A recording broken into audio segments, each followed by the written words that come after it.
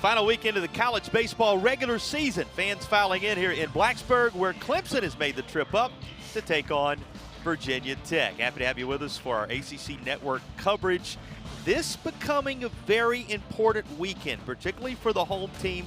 They're trying to strengthen their NCAA tournament resume, and they're positioning for Charlotte next week in the ACC tournament. There's a group of teams fighting for that all-important bye to further your chances toward a title. With that, we do welcome you to Blacksburg. Pleasure to have you with us alongside my broadcast partner, Andrew Wells. Jason Patterson with you. Story of the weekend, Andrew. So much on the line all around the conference. Yeah, absolutely. And here for the Hokies, a tremendous opportunity this weekend. I think Clemson coming in, try to prove a point as well, find a way to get a couple on the road, but should be a great series between these two clubs. Clemson glad to have a familiar face back in the lineup. The return of Jaron Purify was long awaited after he battled through some injuries in the mid-portion of the season, and he's been a factor since returning. Yeah, Purify definitely a bat that Coach Bakich wants in this lineup. You see over the last 6 games hitting .542 and really hitting it all over the park with good power. So a guy that we'll keep an eye on here in this weekend series. For Virginia Tech, playing their best baseball right now when it matters most. Yeah, that's exactly right. You see the last 3 series, able to win 6 of 9. Hokies really feeling good in ACC play, able to win a couple series, bringing that momentum into this weekend and hoping they can continue that winning way. When that is the case, you're generally getting consistency from your frontline arm. Brett Renfro has provided just that, particularly his last time here against NC State. Yeah, absolutely. Renfro is the guy for the Hokies and this pitching staff. You see the highlights here against NC State, as you mentioned, so good in that game. Really got stronger as the game went on, went into the 8th inning there. Dominant performance and hoping to do much of the same here tonight against this Tigers lineup. A little more on the Commonwealth product as he toes the rubber, gets ready to deliver the first pitches of tonight's game. The junior has been something else. They'll need him to be so when these games with elevated stakes on the corner. Yeah, I think Virginia Tech, again, definitely feeling it. You take a look at Renfro's numbers. 4-4 on the season, 62 in the 3rd innings of work, 81 strikeouts to just the 20 walks. Right-hander, again, is their go-to guy. But Virginia Tech's feeling it. Again, playing well, a lot of momentum, but knowing that they have to find a way to get off on the right foot here and send a message in this series. Doing it in what they often term Blacksburg weather. Temperatures in the 50s in this middle of May weekend conference series as we get ready. You see the sleeves being put in use by the Hokies ace, among others. And his first pitch going to be fouled back as the ball game gets underway at just a couple of minutes past the hour of 6 o'clock. 53 degrees, the time and temperature of our beginning in this 3-game set between the Tigers and the Hokies. And a guy that Clemson is very much bolstered by the return of is in that leadoff spot in the Tigers lineup. So you get a glance at Jaron Purify right away as the Tigers second baseman leads it off. Of course, we said it, missed some extended time with an injury in the middle portion of the season. And he is sat down on strikes as Renfro looks to pick up right where he left off in his last English field start. Yeah, I really like that approach right there. Purify swinging hard at the first 2 pitches offensively, so you can see the aggressive approach for the Tigers. But Renfro on the other side, 0-2, doesn't waste, comes right after him, delivers a fastball. Good job by Cook to frame it up. 1 quick out. We'll look at the lineup in full. Gaffney in the cleanup spot has been a tough out across the course of the season. And Savoy, who bats now, you saw some of his key numbers thus far on the season. Tigers, when you look at them on paper, Andrew, a team that you would think is poised to be the one we're talking about in terms of NCAA tournament prowess. That's certainly been their history. But this is a team that has found it tough sledding in the ACC. And in many cases, next week is what it all hinges on for Clemson. This is an important weekend for both clubs. For Clemson to build momentum, for Virginia Tech to try and make their case that they're solidly in the field. So in very different ways, a very important weekend. Third baseman has it, strong throw, 2 quick outs. How do you like the start for Renfro? This is great if you're a Virginia Tech fan, obviously able to get ahead 0-2 on the 1 and 2 hole here. Purify and Savoy, as you take a look at the defense behind the right-handed arm here for Renfro. That was Petrich across the diamond to Gibson at first. Licurdo, Gates, and Grube in the outfield left to right. Daniel and Ethan Ball up the middle. Pretty common names for Coach Sheff in this lineup. And then Renfro working to Henry Cook here behind the plate in game one. And you said it, Licurdo back out there in left field. That of note in the Virginia Tech defensive alignment. Here's Gerald. He's the talented Tigers catcher who comes in with plenty of pop. 17 home runs across the course of the year, having driven in 47 for Clemson. And he had designs on number 18 right there, but it hooks foul. Yeah, that one in on the hands too, and that one's hit a mile down to the James Weaver Baseball Center. So 3 at bats, 3 0-2 counts. See if Renfro wastes one after Gerald's able to get the bat through the zone there, or if he comes right after him. It'll be the latter. Comes right after him, gets a called strike 3, and Renfro works a quick 1, 2, 3 frame to set the tone in the opener.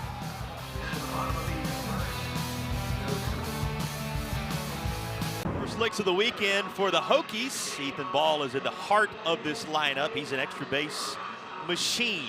One of the top guys in the entire conference in that category. Going to be Grube, Gibson, and the veteran Cook, the scheduled hitters in this bottom half of the first inning against the Clemson starter. Dane Moeller getting the call in the opener. Yeah, the Marietta, Georgia native, right-hander, trying to get off to a similar start as his counterpart Renfro did. You see here 10th start of the season, mixing 4 pitches, 18 strikeouts, 4 walks. Right-hander going to try to pound the zone. As you mentioned, some big bats coming up for Virginia Tech. Momentum definitely with the home team. Great job by Brett Renfro. 0-2 count all the way through the top 3 hitters there. Able to get the 2 strikeouts with the ground ball in between, 5-3 putout. So Moeller hoping to do much of the same here for Coach Bakich on the other side.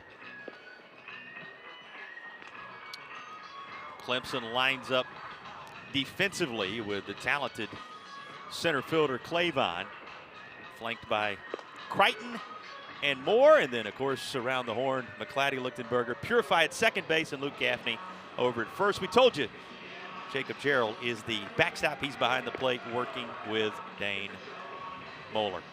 Ready to roll, bottom half of inning number 1.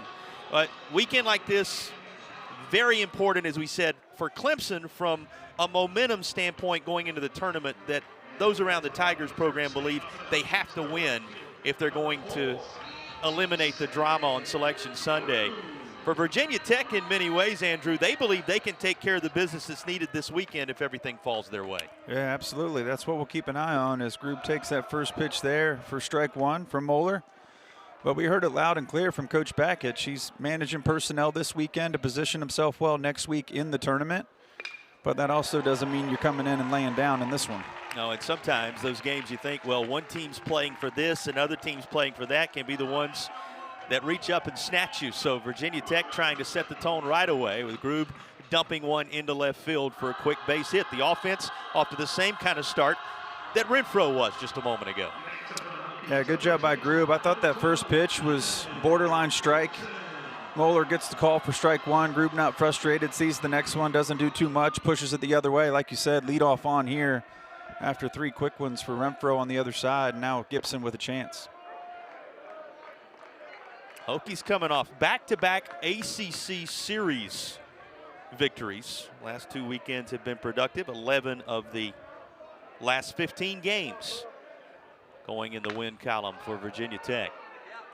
Gibson lifted in the air. That's still traveling right center, and it's going to one-hop the fence. And it looks like a little shielded by the fielders there. That went on over for a ground rule double, and it did. So there will be runners at second and third. If anything, that may have cost the Hokies an early run. Yeah, you saw Jackson Moore out there actually try to go up bare hand and keep that ball in, but I think that's exactly what you want if you're Clemson. Runners are moving on that if that ball gets off the wall. Obviously, Clavon and Moore had a long way to go for that one. Just a fly ball that stayed up in the air a long time. You saw Grube trying to get as far as he could. You see there just a ball elevated off the bat at Gibson. Both outfielders have a long way to go, positioned perfectly in between them. And then here you'll see Moore go up and try to snatch that ball and bring it back. But second and third, nonetheless, no outs. Great opportunity here for Henry Cook. Hitter-friendly yard is something we talk about across the course of these games in Blacksburg. But I got to ask you, what does a cool night do for you in a yard like this in the month of May? It's definitely a cool night, but it's definitely a hitter's park as well. Always keep an eye on the flags here straight away on the batter's eye, and they're still going out, so they're favoring the hitters a little bit. Certainly a storyline worth watching as we roll on along. And here's the veteran, Henry Cook, from up 81 in Stewart's Draft, Virginia. He comes to the plate with a couple out there for the taking. Cook having driven home 30. He's a 30 RBI man already on the season. Numbers 31 and 32 are there for the taking.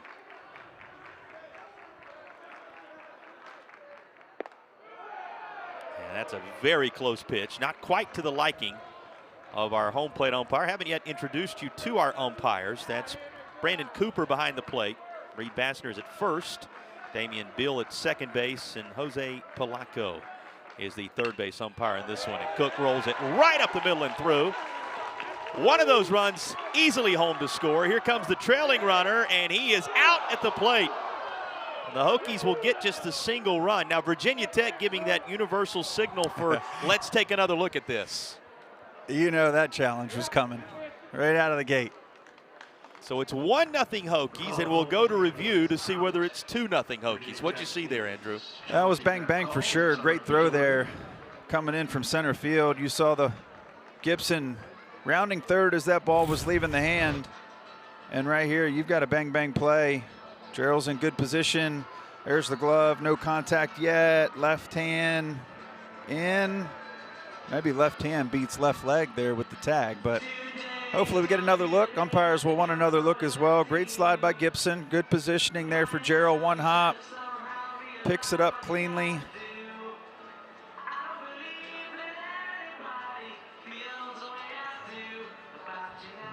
Keep in mind, call on the field is out. This might be our best look.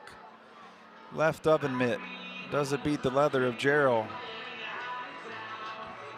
Oof, that is close. It looks like it does, but to be honest, I don't know if there's enough there to overturn it. The call on the field is always so important. Yeah, that's the point to make here is the call on the field was out from our home plate umpires, so they will have to see enough daylight for it to be conclusive evidence to overturn it. Hokies using their challenge in this opening inning on if it is overturned, what would become a 2-0 baseball game off a base knock from Henry Cook. Well, if nothing else, you got Gibson catching his breath, letting his teammates know there's a sinker coming in there from Moeller as we picked up on that one there. So a little bit of scouting from the two-hole hitter. He had a long way to go. Again, I thought on contact he'd be in easily, but great job there by Clemson to execute on a ball from the outfield. Gerald picks it up cleanly, bang, bang. I'd be really surprised if this call gets overturned. There's not enough separation there in the glove and the leg when Gibson's mitt crosses the plate, I think, to really change anything. But let the umpires take a look and see what the outcome is. Either runner on and one out in a 1-0 game, or Hokies really in business with two across early, no outs recorded, and Cook down at first base. Whatever the case here, nice at bat by Henry Cook all the way around. That's what you want from your veteran on a weekend that, as we said, Virginia Tech is trying to set an early tone for what can be a decisive weekend related to his team's season. And you need your veterans to step up in moments like that. Henry Cook certainly did. Yeah, if you're Coach Sheff, as we see the umpires making their way back out, you got to be happy with single, double, single to start this one. They're here to prove a point, keep momentum, try to carry some momentum into some tournament play next week, and bottom one, able to get one across, or is it two? We're finding out right here.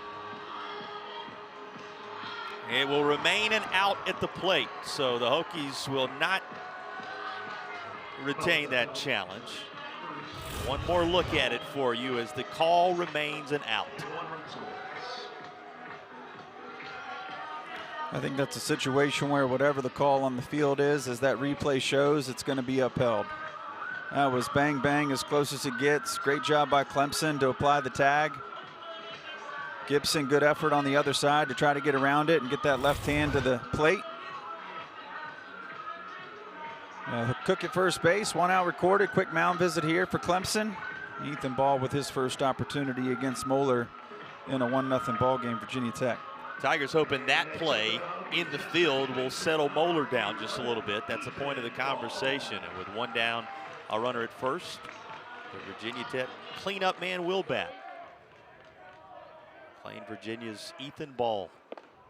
And the pitch tied. Of course, Moeller, if the name's familiar, it should be. His dad with plenty of pedigree. Should look at the numbers for Ethan Ball thus far this season. Plenty of pedigree for the guy on the mound when you talk about baseball and at the highest level. Bouncer, second base, and that'll be handled by Purify. 2 away, and it'll move Cook into scoring position. You may remember the name Moeller, Brian Moeller, who was a 14-year veteran in the big leagues. He played with the Tigers, the Reds, the Astros, the Marlins, and had quite a big league career. And his son on the mound for Eric Bakich squad. You said it, he continued the winning ways at Clemson when he came on board as the Clemson head coach in his first handful of seasons. This is the first time this year that they're dealing with something that's unusual for a team that has the goal of Omaha every year and is a perennial host. You think about just how close Clemson has been to advancing in the postseason under his direction the last few years. Who can forget what they were under his mentor, Jack Leggett, for decades. This is a completely different scenario for the Clemson Tigers and Eric Bakich to be looking to the tournament for a path in to the NCAA tournament.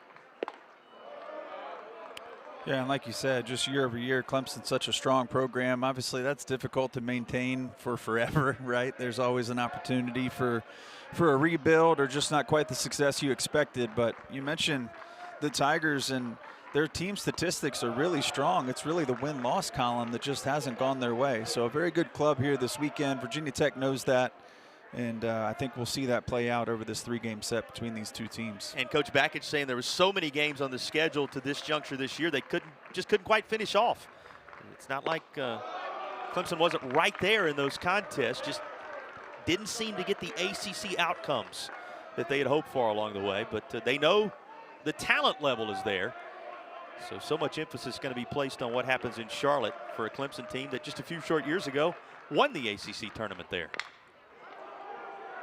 Curto puts it in play. That's a slow chopper, and the double clutch is going to mean nobody will be retired. Runners on the corners on an infield knock. Yeah, that's a tough one there for Lichtenberger. It's beat into the turf, and he's got to come play that second hop after the big one. Maybe an opportunity if it's clean out of the glove, but just enough bobble. Good speed from Licurdo down the baseline, and able to give Sam Gates an opportunity here with runners at the corners and two outs recorded. A base hit up the middle from Cook, responsible for putting the Hokies on the board first. Can Virginia Tech come away with more? That, as Andrew told you, is up to Gates, who fouls off this first pitch. Overcast Thursday evening, of course, with the tournament around the corner. Everybody playing Thursday, Friday, Saturday for the most part around the country this weekend.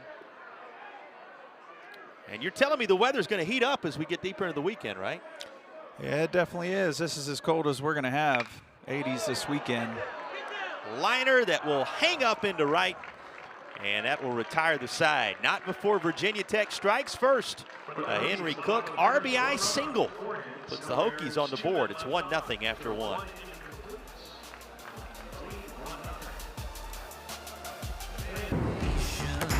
Doesn't get a lot bigger than this. Run straight for the breakaway. Who will emerge? We'll see.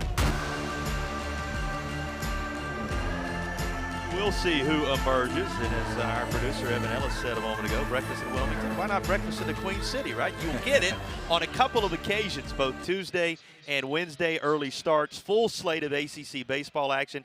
If it were happening right now, this would be the bracket. As you can see, Virginia Tech, the home team, in that 9 slot at the moment.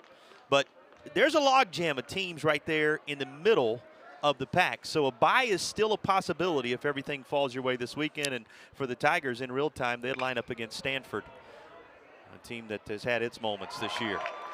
Speaking of having your moments, Licurdo comes diving in and makes the stab for out number 1 in the top of the second inning. It's always amazing, Andrew, when you think about it, how much. Let's take another look at this.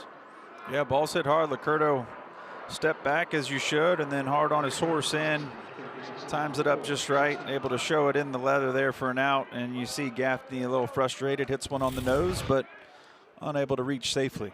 Gaffney, tremendous cleanup hitter in this Clemson order, will no doubt have his say at some point this weekend. Here's a 4-3 put out. Going to take care of McClatty. Very economical start for Renfro. We'll get back to that tournament conversation in a moment, but he is not taxing himself in any way in these early innings. Yeah, three pitch at bats in the first. Obviously good success there, and then you see just 2 pitches here in this inning. So definitely expect Crichton to take one here and extend this inning at least by a pitch, as he's able to get the L7 and the 4-3 for 2 quick outs here in the top half of the second. Now we're going to have to come back and talk about the ACC tournament a little later on. I'll say this, just where I was going a moment ago. Always interesting to see how much that bracket changes from Friday to Sunday across the last weekend of the season. It's amazing how much movement there is in one weekend. Absolutely, and Virginia Tech here understands that, and that's why I mentioned, a lot of strategy, a lot of scenario, a lot of what ifs, but really what you need to do is win your baseball games here. You can look back after and see what other groups did ahead of you or behind you. You're trying to get that Tuesday off and find your way in the Wednesday with a bye opportunity and shrink that ACC tournament slate. But if you're Virginia Tech, you want to win baseball games here to finish up strong at home, keep the momentum. We saw 6-3 out of their last 9 in ACC play. And if you can make that 8-4 here, right, take 2 in this series and win it maybe, I think that's very successful for the Hokies on their home turf as they depart for Charlotte early next week. Fighting off pitch after pitch here is Crichton as it stays 1 ball and 2 strikes. Well, the top 8 teams under the new format the ACC adopted a year ago, the top 8 teams get a bye, the top 4 teams get a double bye. So you either work into Wednesday or into Thursday if you've had a tremendous regular season. And Virginia Tech very much in the thick of that race, as Andrew was alluding to, for that single bye as one of the top 8 teams in the league. And that would mean a few less arms used to work your way to the championship round. Deuce is wild as the 2-2 2-out offering is winding toward the corner and right. Over to grab it is Sam Groove, and that's the inning.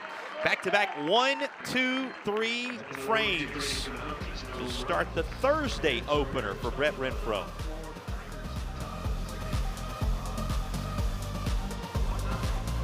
Underway tomorrow. It's going to be stacked up on the ACC network for you. Howard and Duke, that's at noon. Princeton and Stanford at 2, and then the Tigers. We're seeing the baseball Tigers here. The softball Tigers going to host UNC Greensboro. The Spartans and the Tigers to cap a full day of softball tournament action. We're going to be in baseball regionals in a couple of weekends. It's right around the corner, and a couple of teams that see different paths to get there, but certainly have that as their goal, are working on into the bottom of the second inning with Virginia Tech leading Clemson 1-0. Back to the mound for his second inning of work, Dane Moeller. And Pete Daniel going to give this a pretty good ride into center. That's in the yard. And in the end, it is in the glove of the Clemson center fielder, Clavon, for the first out. Mentioned Moeller's dad, the big leaguer, Brian Moeller, who's, as I said, with the Tigers, the Reds, the Astros, the Marlins, guy who was known for his ability to hang tough in that big league world. 3 shutouts in his career, a guy who was tied for the second most in the American League for the Tigers in 1998 with that trio. And he's from an athletic family all the way around, as he shows you there. How about this, as he underhands it that way? His mom, Deanna, was a soccer player at UNCG. So those two at UNCG, a team we just saw, is playing in the softball regionals on the ACC network tomorrow. His mom is, we mentioned, a soccer player there, always known for their great soccer programs there in Greensboro, North Carolina. And his dad, a UNCG baseball standout that made his mark on the big leagues. And I say a family affair all the way around. Also had a sister who played soccer at Clemson. So the Clemson connection just as thick. And he's going to work through a scoreless frame here in the bottom half of inning number 2. Post to 0. 1 run in the first for the Hokies, and that's the difference in the early stages.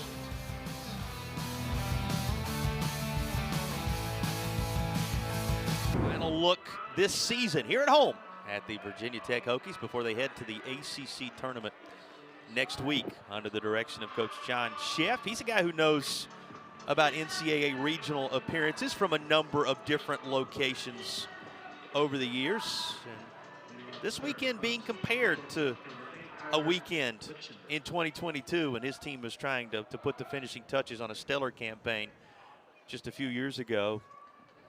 And certainly with the way they have fared in ACC play of late, Andrew, they've got themselves into a really good spot now. Yeah, they do. As you see some issues here for Cook behind the plate and getting those calls relayed in for Renfro. So they'll take a look at that, get him fixed up and back out. But you're exactly right. You saw 8 appearances, 22 the last time, and coaching this club hungry for an opportunity to get back there. As Cook is ready to return and take on the top of the 3rd. But good inning there, good half inning by Moeller. Good job, clean inning. Little PFP working there, 1-3 put out. And now Clemson trying to even up here, chasing 1, top 3. And for Renfro, 18 pitches to this juncture, 1 more than the jersey number as he goes to work here in the 3rd and does so against the bottom portion of the Clemson order. Renfro having already struck out a couple along the way, running his total to 83 on the season. Playing nicely to contact otherwise, and here's his second baseman, Ethan Ball, taking care of a 4-3 put out to start the 3rd. Well, good job by Ball to field that cleanly. Easy toss on the right side to his partner Gibson for a quick first out, and really like what Renfro's doing here. Mixing pitches early, fastball mid-90s as we typically see from the right-hander. Clemson continuing to be aggressive at the plate, and obviously Renfro allowing them to do so with a lot of strikes. Misses there for ball 1. But hoping to go clean here through the first trip through the lineup as the 8-hole steps in. Cleavon, who spent some time in the SEC before working his way just up I-85 to Tiger Town. We talked about the talent he has shown at the center field position for Clemson across the course of the season. Big shoes to fill there coming into the year. Chopper.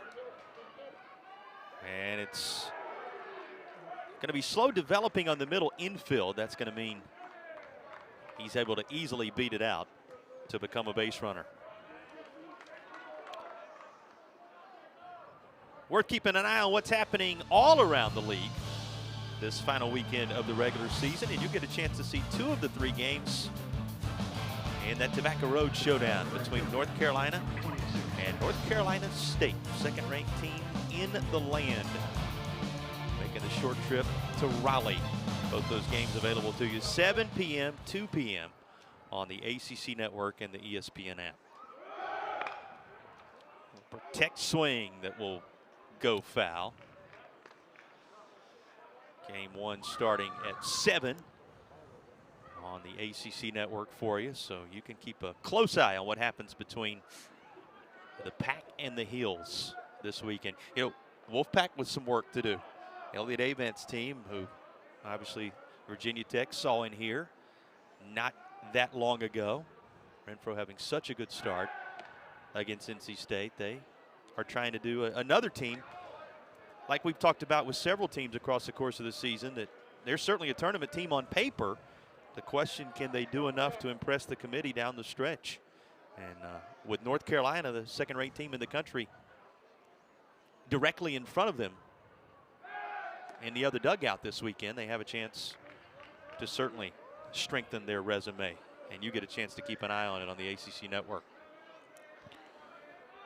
Yeah, we talked about Clemson hoping for a few more wins in conference play, but you look at their schedule, likes of Carolina, Georgia Tech, Florida State, Miami. This has not been an easy stretch for the Tigers, as that one's fouled back, and Cleavon will have to return again. But see him moving there at first, so we'll keep an eye on that movement On the other side for Virginia Tech, we talked about getting hot late. You go all the way back to the top, and they started with Georgia Tech and then had to travel to Charlottesville. So both of these clubs have sustained some pretty intense play, and obviously some really good competition on the other side, both on the road and at home, respectively. See the strength of schedule for the Hokies. And of course, you referenced it with the Tigers as well. You see the strength of Brett Renfro. He rears back and picks up his 3rd strikeout of the day. Yeah, that one there registering 95. So Renfro's got to keep an eye on that runner. We saw movement that entire at bat, but a huge cut there from Jackson Moore. Ball elevated in the zone, mid-90, hoping for a 2-1 ball game. Instead, Renfro gets it by him for a strikeout and a second out here in the top of the 3rd. Yeah, no question where it was going if Moore had been able to make contact.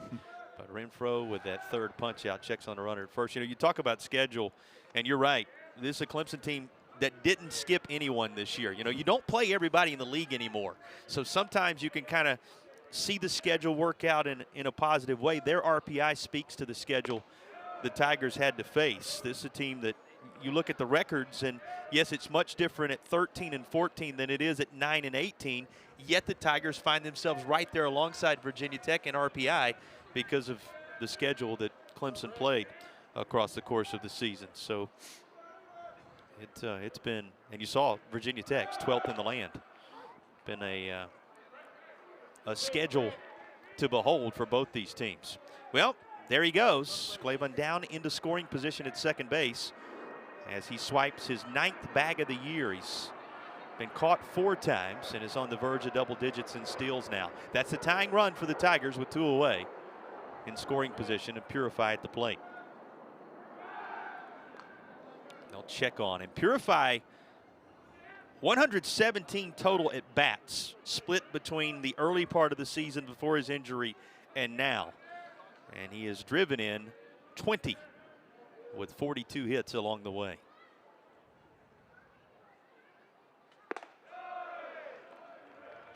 This upstairs. Yeah, just to continue to touch on that schedule too, as you take the wins and losses, you see 9-18, not the numbers back each once, but 7-5 loss to Louisville in 10, a 6-4 loss to Carolina in 14, 8-6 loss, 8-7 loss. As you mentioned earlier, they were in so many of those games. As Renfro with the good off-speed pitch there for strike number 2. And in terms of not skipping anybody, they played all 5 of the teams that currently sit in the top 5 in the ACC standings. A look at what both these teams have dealt with from a scheduling standpoint. The 2-2 down, payoff pitch going to be required to Purify. Yeah, there's that 9-18 for the Tigers. Hokies on the other side, 13-14. But the opponent winning percentage speaks volumes, does it not? Absolutely. Here comes the payoff pitch.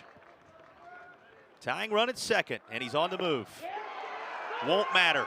Renfro with his 4th strikeout of the ball game has posted nothing but zeros in the run column through the first 3 innings atop the mound. Yeah, take a look here at that last pitch here in this inning. Cook ready to throw, but elevated fastball. Good pitch for Renfro. 1-0 Hokies going to bottom of the 3rd. Series opener on this Thursday evening in Blacksburg. Of course, graduation weekend, a lot happening here and around the country. And with 1 run into the bottom of the 1st, the home team leading it as Clemson goes to the pen for the first time. Danny Nelson, the freshman out of Hershey, taking over. Yeah, the right-hander following the right-hander. We saw good stuff from Moeller, and we were wondering if we might see a change. Again, talking about personnel for Coach Bakich as he gets through this weekend and prepares for the tournament play next week. I see Nelson here, 2-3 on the year, 18th appearance, so a guy that they lean on often, 38 strikeouts, just 6 walks. And he'll try to pick up where Moeller left off. I thought Moeller looked really good in that 2nd inning after the Hokies were able to hit it around a little bit in the bottom half of the 1st. So he settled in nicely. Nelson hoping to continue that, keep it a 1-run ball game.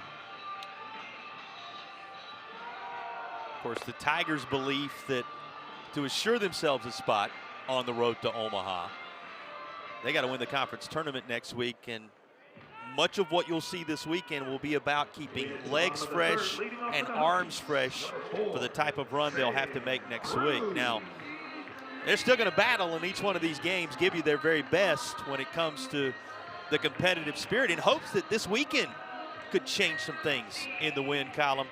But there's that dual challenge you have toward the end of the year sometimes, Andrew, of making sure you're set up nicely for what you know you have to do next week. Well, yeah, you want to keep arms fresh and obviously bringing guys back next week. I think also, too, we know very well that this kind of staff approach can work in your favor and sometimes as well. Different look for the batters on the other side, and as long as you can go out there and get outs, there's an opportunity for guys to be 3 to 6 outs, know the rotations in play, be ready to come out of the pen, be effective, and turn it over to the next guy in line. Certainly can be effective, and as you mentioned on the personnel front, Coach Bakich knowing coming in, he's trying to keep these guys healthy and ready to go next week. Well, he made one trip through the order, did Moeller as well, so a fresh start at the top of the lineup for Danny Nelson, who becomes the first out of the pen for Clemson on this day. You know, Tigers, we said it, on paper, a team incredibly talented that would certainly be a dangerous draw if they can make their way into an NCAA regional. Not one of those teams you're going to want to see pop up on the screen, certainly with where the seeding would be based upon where their year has been, because when you look at the Clemson resume to this point, and you see D1 baseball has him projected as out of the field, the challenges are there, but the challenge he has assessed his team is also there, and that is they know if they do something they've done just a few short years ago, which is win the ACC tournament, all those numbers are irrelevant because then they become a part of the party. That's exactly right, and it's the beauty of baseball. It's pitching matchups, and exactly why Coach Bakich is approaching this the way that he is. Guys are healthy, throw your top arms out there. They got an opportunity to win a couple, and as you mentioned, it's not really someone you want to pair with if you're the opponent against Clemson going into the tournament next week. So the benefit of baseball, it's anybody's game on any given day. It's all about matchups and who gets hot and at what time. And that's why you play the game. Tigers just 3 years removed from running the table in Charlotte, North Carolina for an ACC championship. That's what all the teams around the league will be competing to do in the coming days. Bare hand play from third. Nice play to secure the out. Now Virginia Tech gets what they were hoping for. They moved the runner into scoring position, but that was a nice play to see to it there weren't two aboard. Yeah, I like the approach there for Coach Kurt Elbin and the Hokies. Gibson swinging away to start that at bat. Lays down a beautiful bunt, but what a play there. 5-3 put out. Only opportunity is off that back foot and on the run. See contact again. Great bunt, left side. Gibson sees it fair, trying to get down the line. Decent speed. Great play there for Tristan McClatty across to Luke Gaffney for the out. And McClatty doing a nice job charging that with confidence, makes the off-balance throw. Hokies looking to double the lead. They have the guy at the plate who gave them the advantage tonight. Henry Cook, who singled home a run in the bottom of the first inning.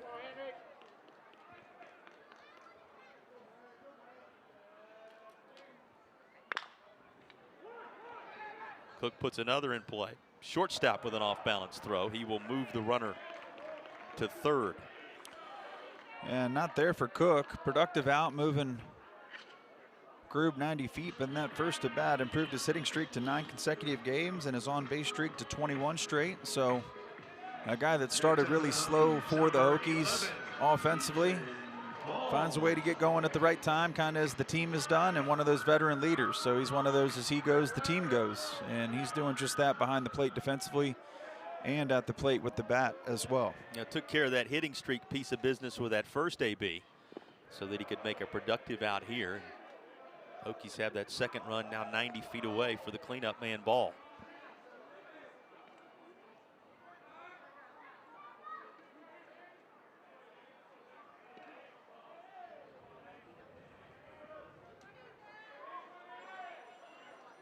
So what Ball has done, on the verge of becoming a 50 RBI man with a tremendous season here in Blacksburg. Alongside those 47 driven home and the 13 home runs, he has 16 doubles and 56 total hits in just over 180 ABs.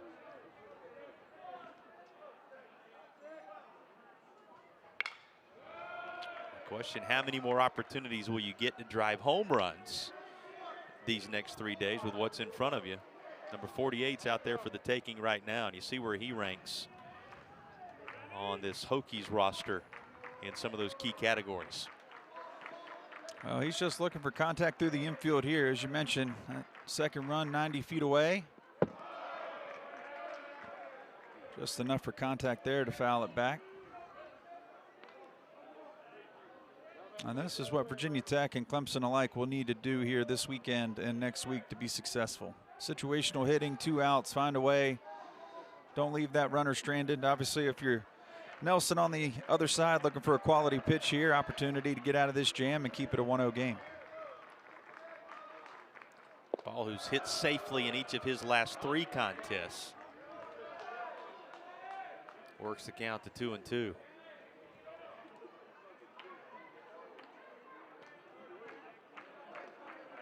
Four hits already on the board for the Hokies.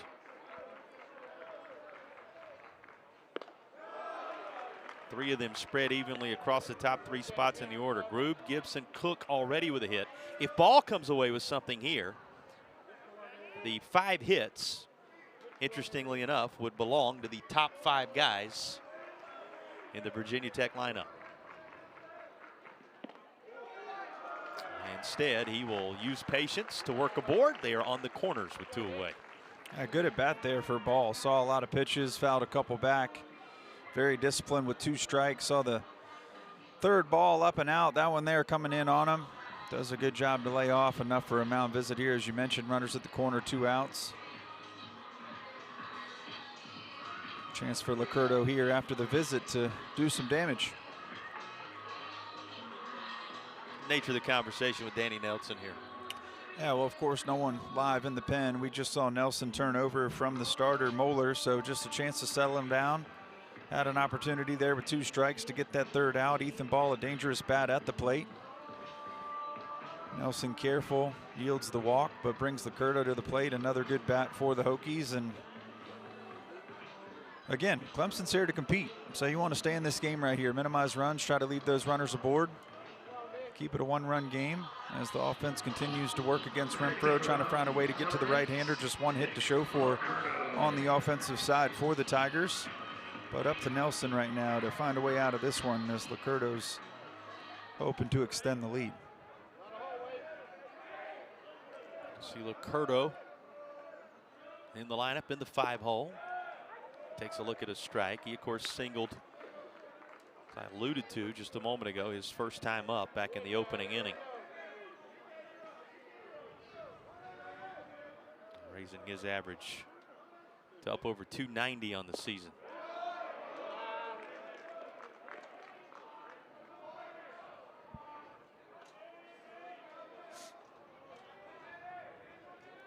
Grube at 3rd, Ball over at 1st in a 1-0 game.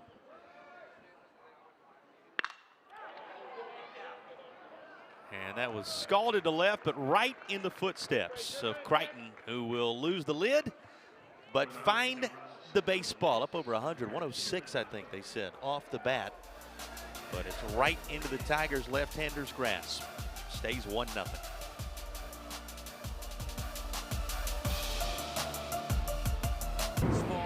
Teams holding their breath for a chance to dogpile in America's heartland. It's the NCAA Baseball Selection Show with watch parties all over the country. Let the road to Omaha begin.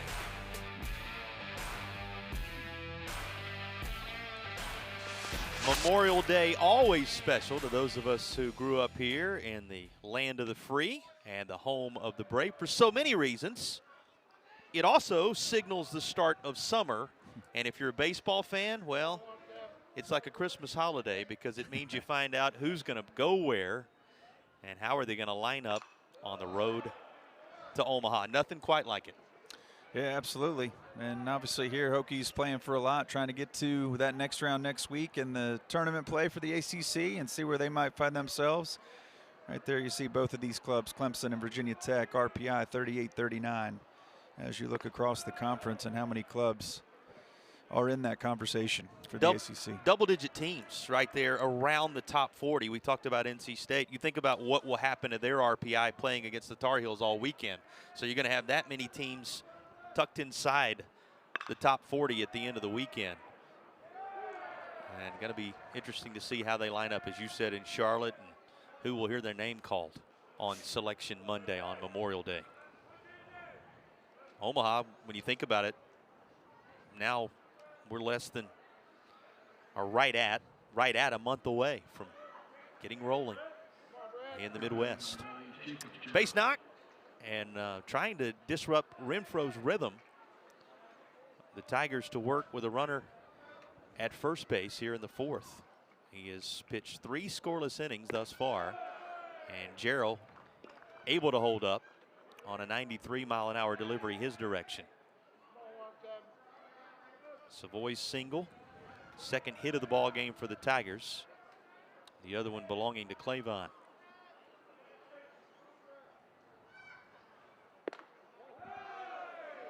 Yeah, good job by Savoy with that leadoff single. Pushes it the other way, gets that leadoff runner aboard. Second hit in the game for Clemson. Obviously, a leadoff one here in the top of the fourth, and making Renfro work from the stretch here with Jarrell in the 3-hole, Gaffney to follow in the 4 spot.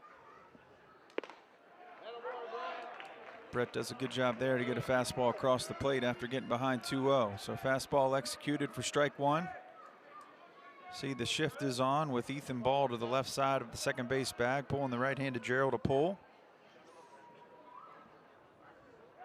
Of course, Renfro coming off of an ACC play here at home, at least.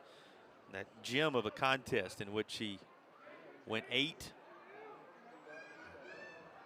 against NC State, one of those teams you just saw fighting for postseason contention in the Atlantic Coast Conference. And he's chasing a milestone as well. Came into the weekend with 243 career strikeouts, 7 shy of reaching the 250 strikeout threshold. He has struck out 4 in this one, so he's 3 away as he works through the middle frames. Runner on the move. This is hit sky high and in shallow left. Daniel waving everybody off, and he'll have it for the initial out of the inning. Sky high indeed. I looked up to find that ball. I found 2 airplanes and a ball way up the chute there for Daniel on the left side. A little bit of shadow, a little bit of sun. As we saw that to end the last half with Crichton out in left field and the liner off the bat of Licurdo. So good job by the shortstop there to stay with it. That ball was up in the air for a long time, and a first out for the Hokies. Well, and fans glad to see that. Certainly the players out in the outfield glad to see that. Those clouds have broken up a little bit from where they were at the start of tonight's game, and the sunshine peeking through in moments. Maybe enough that it disrupted this play in left a bit. Licurdo has some trouble with it, and everybody's safe. There it was.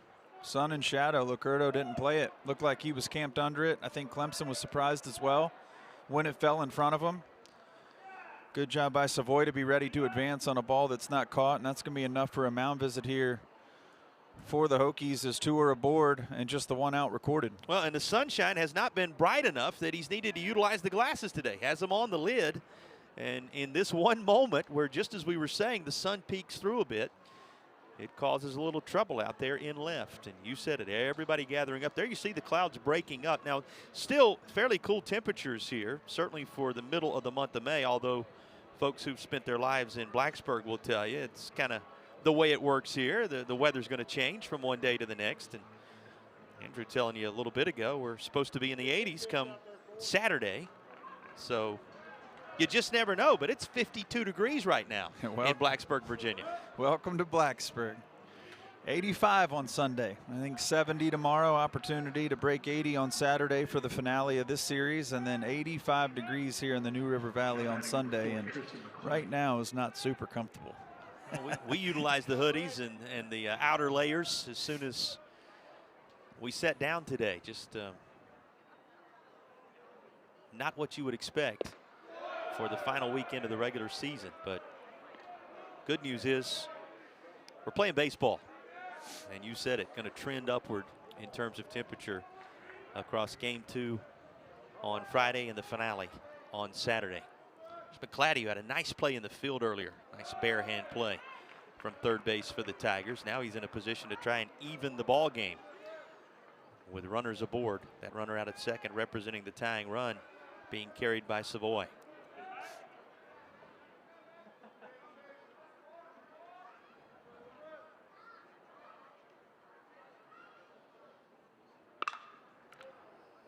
He will send the 2-0 left field, shielding his eyes to begin with, but able to locate this one is Licurdo for the second out of the inning. Well, the sun out enough, or the memory thick enough of what just happened a moment ago that he utilized the shades that time, and they're 2 away. Yeah, he did, and you could tell he struggled with that one as well, as his footwork showed he was really trying to find that ball and find a way to get under it. Good job by Savoy, almost all the way to third. Knows that he can't tag if there's a catch, but know that he's scoring easily if it's down. So good job all the way around. Good base running for Clemson. Good job by Licurdo to bounce back and pick up that one for a second out. Yeah, nice play by Licurdo. That one, he was looking directly into the, and it's amazing. The sun kind of comes out in that moment, and now it's behind the cloud. On the back side of that, it's kind of peeking through from one instant to the next at times. And as you see, the shades are now off because it's a little too dark with the sun not illuminating English Field. Healthy cut from Crichton, but he won't make contact. Well, on that early pitch count that we touched on for Renfro, turning out to be very important for the starting right-hander for the Hokies. 47th pitch there, laboring a little bit this inning, throwing a few extra. Good job by Clemson to see pitches, make contact, get runners aboard. Renfro's got to manage the base paths as well. Throw in behind the runner at first. And Luke Gaffney just able to get back over there. Gaffney singled to left. Savoy, who's out at second base, singled to right. Gerald had flied out, sandwiched in between, and after the fly out from McClatty, it's 2 down, 2 aboard. This popped on the infield. Got to be handled for the final out of the inning. We will visit with Coach John Sheff on the other side of the break, get his thoughts on Virginia Tech's performance so far in Game 1.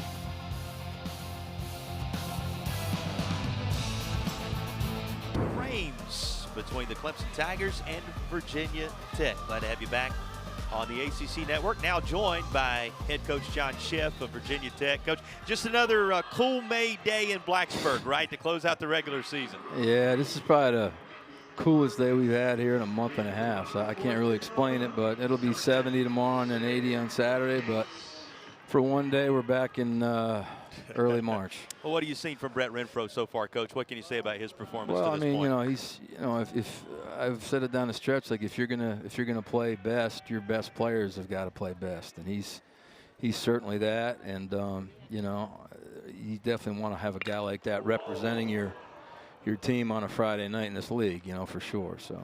Well, that is right off Danny Nelson. He recovers, makes the play, and tosses to first for the first out. No doubt there. That was pretty hard. It was. No doubt the training staff for Clemson. Here they come. Going to check on him. Oh, yeah. Yeah, looks like he's all right. Hard hit ball, coach. To that point, offensively, been very aggressive. Knew you were going to see a lot of arms from the Tigers. How do you approach that with multiple arms out of the pen? I mean, we'll see that a lot in Tuesday, Wednesday type situations. I mean, obviously these guys have good arms. It's not an easy task, but it's what you're handed, so you have to deal with it. And our guys are prepared for it. They just have to.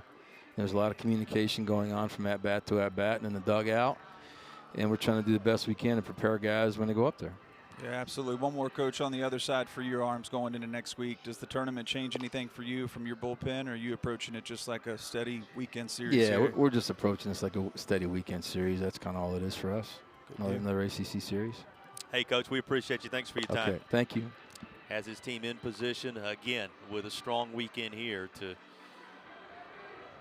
continue to further their case to be a part of the NCAA tournament upcoming. Of course, the ACC tournament on the horizon. So much to play for between these two teams. And that's what we love to see right there after a hard hit ball right up the middle. Not only does Danny Nelson make a nice play, but the young man's going to continue.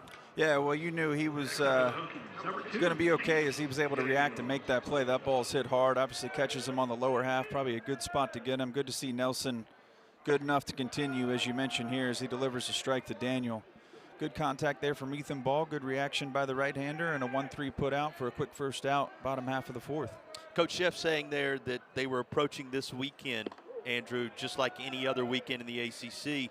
Much of that because those surrounding the Virginia Tech program believe if this is a successful weekend, they've probably done enough at that point to be in the NCAA tournament. Well, and that's what I touched on early. It feels a little bit like it's a chance to control their own destiny. Great play here on the right side. Good job by Gaffney to get over there for the play. For all we talk about with Luke Gaffney in the heart of this order as a hitter, take a look at what 16 provides defensively right here. Luke Gaffney showing his value for the Clemson Tigers. That is a tough backhand play, and he makes it with ease.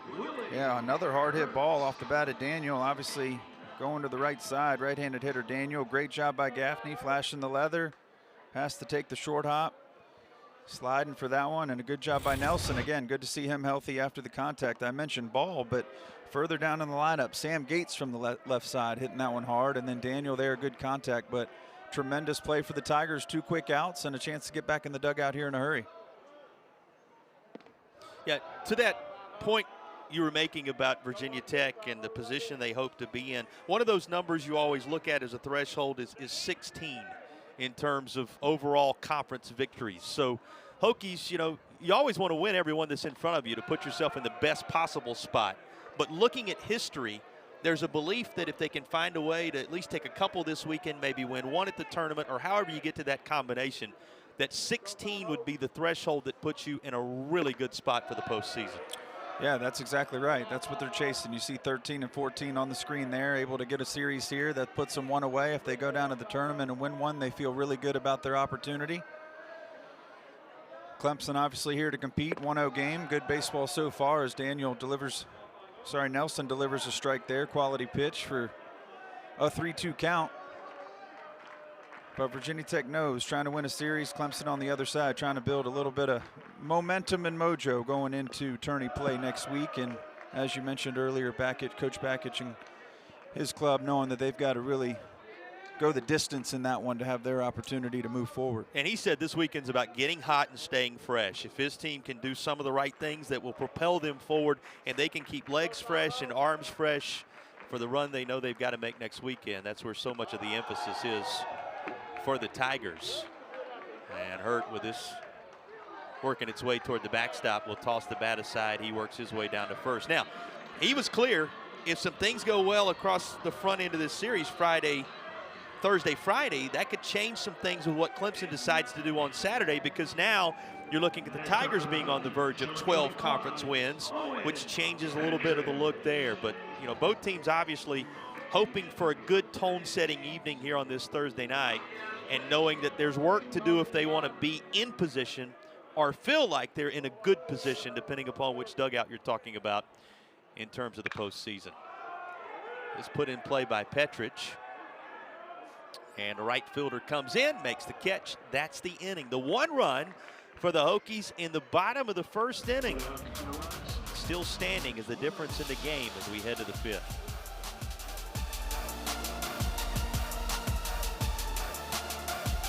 Postseason, it is here. And tomorrow we'll have NCAA softball regional action. They're all stacked up for you on the ACC network. Howard Duke at noon. Princeton meeting Stanford at 2, and then of course it caps at 4:30 with the Clemson Tigers softball team hosting UNCG Greensboro. And there's a look at Tech softball park. Tremendous season on the road, of course, for regional action, but you can keep an eye on Virginia Tech as they continue to play for a championship. And this baseball team trying to join them to see to it that both of the hardball sports, as they're known, softball, of course, and baseball, will be in action in NCAA tournament pursuits throughout the remainder of this month of May. And that is fouled right down off the body of the Clemson shortstop. And our home plate umpire going to make sure he has a moment to shake this one off. That's tough. You know, you have all that equipment, whether it be the elbow guards or the shin guards, and somehow that baseball always finds a way to elude it. Yeah, just gets it down and in. Looks like it got just underneath that guard, right off the cleat of Tyler Lichtenberger there at the plate, and that doesn't feel good in the cold. Maybe on top, another good look there, but nonetheless, good contact, and hoping Lichtenberger's ready to go as he appears he is and steps back in. Good job by Renfroe to deliver that first pitch strike. His last 5 at-bats had started with a ball. We talked about him laboring a little bit, so missing the zone with some runners aboard and had to labor through that last half, able to work out it with no runs. 3 hits to show for on the game for Clemson, but now way ahead 0-2. No, you got a lot of softball that has some of the focus at your house these days, right? that sport certainly grabbing attention around the country. Yeah, it is, and I think Virginia Tech softball is catching the attention of a lot. They were real close to opportunity to host here at Tech Softball Park, hoping that they could swing it, come up short in that ACC championship game. We've talked so much about the baseball side and what these two clubs will go do next week. As you see there, the scoreboard just over on the other side of the James C. Weaver Baseball Center, but 1 run short in that Seminoles game in the title. Well played game, really a lot of fun to watch. That's where we were going, though. 7 straight NCAA tournament opportunities for Virginia Tech softball. They're, of course, at LSU, the #2 seed in the Baton Rouge regional this time around. South Alabama on Friday, the opponent. At 4 p.m., you can catch it on ESPN+. Of course, if you're wondering about the full field in Baton Rouge, we'll give it to you here in a moment. Right side going to be handled, and that's a 3-1 put out to take care of the initial out of the inning as Lichtenberger is retired. LSU's the 1 seed. Hokies are the 2 seed. South Alabama the 3 seed. Akron the other team in the tournament in Baton Rouge. Akron the 4 seed. And the LSU regional. And again, you can keep an eye on Hokies softball tomorrow at 4 p.m. That one's taking place on ESPN+. All those softball games, and as we move on into the baseball postseason, all those games will be available to you on the ESPN family of networks all the way up through Oklahoma City and Omaha. Clavon, who had a hit earlier in the contest, he singled and stole a bag. Tigers says yet have been unable to push anything across against Brett Renfroe, who just threw his 57th pitch here in the 5th inning. That 58th is a pretty good one. It's called strike. He's ahead 1-2. Yeah, I see Renfroe still with good stuff. Going back to our conversation from the last half, we kind of know Coach Bakkich's approach here. You mentioned things go well in game 1 and 2. Might see something different in game 3, but really setting up for an opportunity next week. Make sure legs are beneath him and arms are healthy and strong. I was curious, and while we asked Coach Sheff about the approach on the other side for the bullpen, because I think there's really 2 opportunities right now. Again, the right-handed Renfroe throwing well. Expect to see Griffin Stig this weekend and plenty of arms as necessary out of the pen. But you always wonder if you're going to see that kind of traditional work through the bullpen and through your starters, or if you're going to try to get guys out there to get them innings, get them warm, get them ready, feeling good. Coach Sheff kind of leaned on, we're just going to let it ride as we usually do and see where things end up. And right now, they're getting a good performance from the right-hander Renfroe, shrinking the bullpen here in game 1. You referenced Stig. We got a glance at him. We also get a glance at Brett Renfroe's athletic ability off the mound. He will carry this over to first and underhand toss it for out number 2. Good reflexes for 17. Yeah, that's a great play there. And I just want to make sure you notice 1-3 put out in the last half. Gates back to Nelson. And then a 3-1 as you take another look at that to follow. As you had a great play there at first base by Gaffney. Turn it over, 3-1, Gibson to Renfroe to start, and now 1-3, Renfroe to Gibson. So the pitchers are doing their part here in this one. They're athletes after all, is that right? Well, what you're telling me is the pitcher and the first baseman all we need right now. Is that what you're telling me for a little while? The other guys will have something to say about that when all is said and done, but there's that old pitchers or athletes conversation. I don't think anybody's questioned it when it comes to Brett Renfroe in terms of pitchers or athletes. He's certainly been that. Guy who was part of the USA Baseball Collegiate National Team, 24, 25. You know his highlights along the way here at Virginia Tech, and the ace has them in a good spot at 1-0 here in the 5th.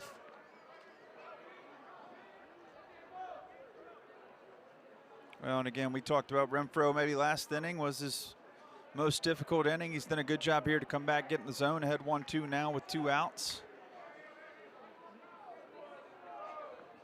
Moore with that big cut in his strikeout back in the 3rd, looking for an opportunity here to see a pitch up and see another big swing like that. We're a swing away from a 1-1 ball game.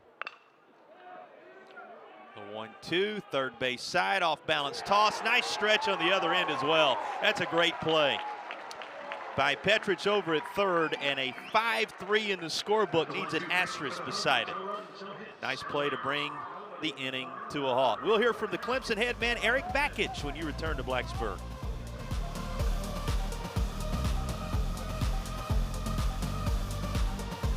The Hokies advantage, the lone run coming in the bottom half of inning number 1. You got to bundle up, at least on this Thursday night. We're told it won't be that way on Friday and Saturday, as things going to heat up temperature-wise. Certainly things heating up baseball-wise on the final regular season weekend of the 2026 campaign. And Nelson back out for another inning of work. He's got 2 under his belt already for the Tigers. And he will pitch to the top of the Virginia Tech order. And the bottom half of inning number 5. No runs, 3 hits, no errors for the Tigers. 1 run on 4 hits. And no errors to this point for the Virginia Tech Hokies, as it's going to be Grube, followed by Gibson and Cook. And as promised, Clemson head coach Eric Bakich working his way to us as we get set to visit with the head man for the Tigers. And Coach, first of all, thanks for taking time to join us. We just were talking with Coach Sheff a moment ago about pulling the sweatshirts out on the final weekend of the regular season here in May. That's a little bit of a different wrinkle, but we're seeing some good baseball. What about the 2 arms you've been able to run out there so far, and what Nelson's giving you here through the middle frames, Coach? Yeah, he just minimize the free passes and use that sinker down and see if we can get some more ground ball contact. Yeah, Coach, on the other side, trying to get to Renfro a little bit. Got the 3 hits to show for. Had some runners in the 4th. How do you continue to get to the right-hander and try to get into Virginia Tech's pen? Yeah, he's doing a good job. He's mixing. We just got to, stay on the fastball, see the off-speed up, and get better pitches to hit. We've gotten some advantage counts and haven't had great contact. So we just need to do a better job when we get in good counts and do some damage. Hey, Coach, we appreciate your time. All right, I wish thanks, you all the guys. best the rest of the way. Thank you. So we appreciate both coaches, Coach Sheff a moment ago, and Coach Bakich there taking a moment to give us their thoughts on what is a 1-0 ball game right now. You know, Andrew, you look at this one, and both dugouts have to feel pretty good about where things sit with the first game there for the taking right now. Yeah, absolutely. That you just shared with Coach. We've seen some really good baseball, and that's what we expected. Clemson's record does not show the program or the team that they've been putting on the field. We talk about all the close losses, the extra inning losses, some games that haven't gone their way, but personnel-wise, they're very strong. Team statistics are great. They're coming in here to play competitive ball, and we've seen that. 4 hits for the Hokies and a run to show for back in the 1st. Moeller settled in nicely after that and gave a good, strong 2nd inning of work. And then Nelson since then's been really good, as you mentioned, in his 3rd inning of work now in a 1-0 game, and really kind of a cat and mouse right now. Who's going to take the momentum? Clemson with an opportunity to even up, take the lead. Hokies here trying to extend. Well, and Coach Bakich making it clear to us in our conversation with him this week leading into the series that obviously for the Tigers, this is a team that still has plenty of belief that the pieces are there to make the kind of run they've historically made in the ACC tournament. Obviously, it's a matter of just seeing all those pieces begin to come together, and as a unit, it begin to click for his Tigers. But there's a great deal of energy in that first base dugout and on that Clemson roster in terms of the opportunity that remains in front of them. That much is sure. He made that clear in his conversation with us in preparation for the weekend series. Gibson gets a hold of one, gives it a ride, but that's well foul. Takes it to 1-2.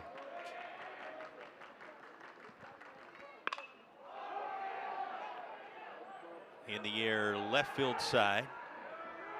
And the left fielder there, Crichton makes the play. There's an out. You know, it wouldn't be the first time we would have seen a team make a run through the ACC tournament with a higher seed than you might expect in order to punch their ticket into the NCAA tournament overall. So, you know, what the Tigers would be looking to do, not unprecedented for Clemson and certainly not unprecedented for one of those what you might consider to be outliers when you simply look at seeding coming into next week.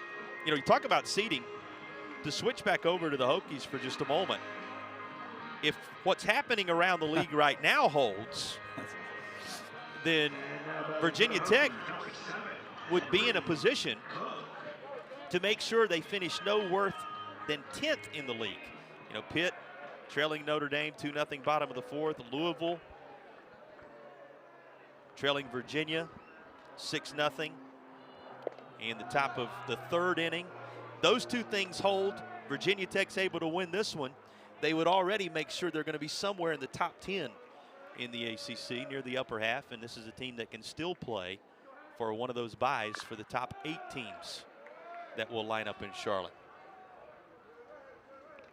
I see Cook taking one off the foot there, trying to walk this one off. But yeah, exactly to your point. You know, we've talked scenario and opportunity so much. There's so much that can change by the time we're done here on Saturday. And really all you can do is take care of yourself. You can't really focus on what Louisville, UVA, Pitt, Notre Dame, et cetera, what they're doing. Virginia Tech trying to win. Clemson obviously doing a great job here to battle in a 1-0 ball game. And Coach Bakich with a great club here, trying to carry some momentum into next week. It's fun for us. And fun for the fans. I mean, what better than doing a little scoreboard watching in the final weekend of the regular season to see just how everybody's going to line up. I mean, that's baseball at its best. Well, and I think regardless of the outcome, what it tells you, again, these guys are going to go down and beat up on each other next week. It's anyone's ball game all week long in Charlotte. It's why you play the tournament and why Clemson knows they have a great opportunity, just as anyone in the top 4, the likes of Carolina and Georgia Tech. And Cook's going to take another one off the foot there. So 2 in the same at bat and some pretty cold weather. I'm sure that doesn't feel good for the backstop for the Hokies. Well, if anybody's equipped to handle it, it's this guy. He's used to some self-inflicted, some not so self-inflicted, as he puts on that catching equipment. And Gerald can sympathize as they converse a little bit right around that home plate area. The 1-2 outside, 2 balls and 2 strikes. What about the single elimination format now, though? Certainly puts you in a spot where you can make that kind of run. You know, we talked with Coach Bakich this week as well about how his team may be in a better position to do something in this scenario than they would have been in a pool play scenario.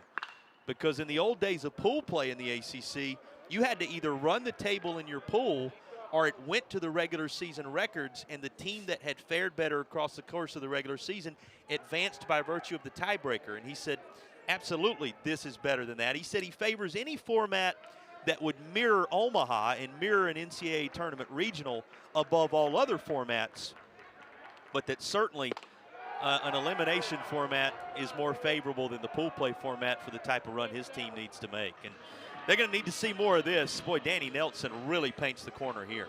Yeah, good pitch, outer half. Henry Cook doesn't like it after a great at bat. Fouls off several, including that hard hit ball down the left side. Cook thinks that's off, but a spinning breaking pitch away. Good job by Gerald to frame it up. And home plate umpire Brandon Cooper with the call for strike number 3. See the frustration from Cook with the punch out. But yeah, I would agree with Coach. I think this is much better, and it's what makes it so exciting. The records get you there. Once you're there, clean slate.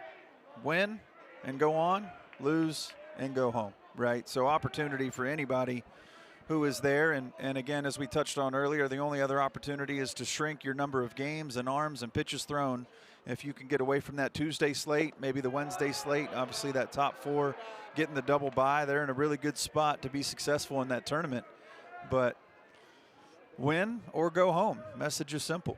His team looking for one of those byes if they can sneak on into the top 8 before the weekend is done in the Atlantic Coast Conference. 2-0 is fouled off, make it 2-1 to Ethan Ball. Walk, that came in the 3rd inning, and his ground out was to the second baseman in his initial at bat back in the 1st.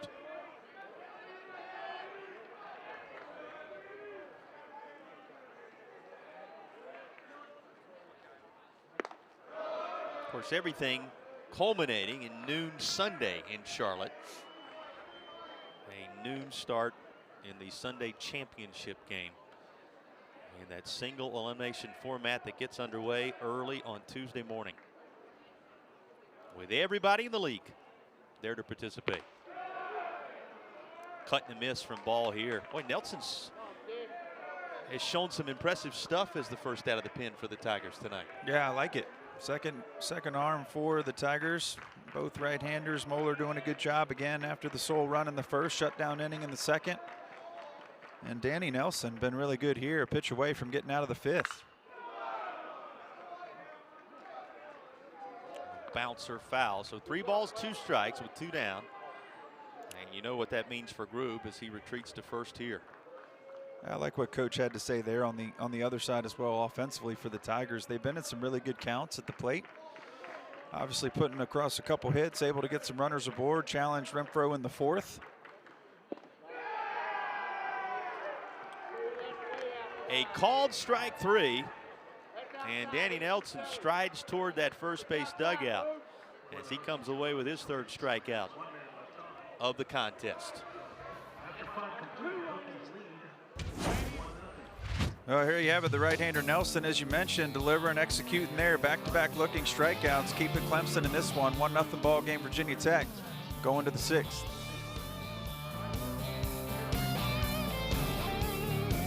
A 1-0 lead as he has allowed just 3 hits through the first 5 innings of action. He will face the top portion of the Tigers lineup here in the 6th, beginning with Purify.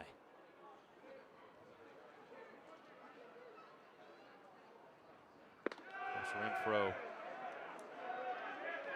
against NC State went 8 shutout innings and a combined shutout overall of the Wolfpack in the opener of that series. And then went to Cal and went into the 7th inning in that fashion. In the Bay Area, here he is working on into the 6th in a 1-0 ball game. Yeah, I just think that speaks to the strength, endurance, and consistency for Renfroe. He's always around it. We talked about the little bit of struggles in this one where he missed the zone for a half inning, but here is 3rd time through the lineup. That became a bit of an adventure out there in shallow right field, but it works out for the Hokies for the initial out of the inning. Yeah, I think if they had that one to do all over again, that's not Ethan Ball going back for that one. Maybe one of those outfielders an opportunity to call him off, but nonetheless, Renfroe and the Hokies able to get that leadoff out as they're back to the top. Again, Nate Savoy with the single in his last at bat, going to try to get it going with 1 out recorded. And as Coach Bakich said, they are getting a good counts and they have opportunities. They just have to capitalize. The benefit if you're the Tigers in a 1-0 game, you don't even have to get a runner aboard to have the tying run in play. 1 long ball, and obviously we're all tied up at 1. 1 swing in a yard like this, certainly doable on both sides. Savoy, as you mentioned, with his hit back in the 4th inning, has 1 of the 3 hits in the ball game that we referenced. Gaffney with a base knock, Clavon with a base knock. And Savoy trying to become the first multi-hit guy for the Tigers. He will. Drops that into left center with a 1-out knock in the 6th inning. Savoy was highlighted when you looked at the Clemson lineup at the start tonight. You begin to see why. Swinging a really good bat of late for the Tigers.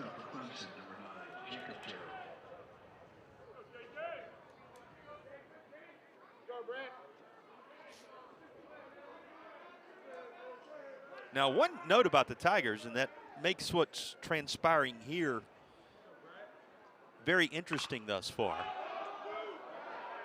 See if this stays in play. Looks like it's going to sneak out, and it will, just to the side of the Clemson dugout. The Tigers are 25-0. Some Tigers fans, they'll know this as they gather up a souvenir.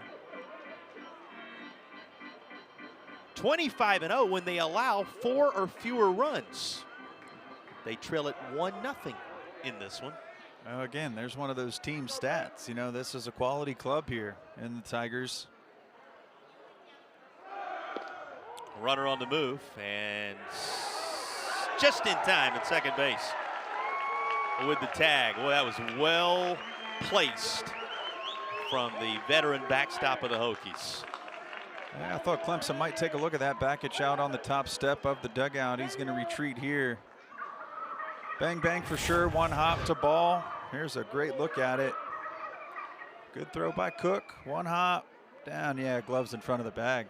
Great job. Cook to ball for a second out. Our umpiring crew right on top of it once again.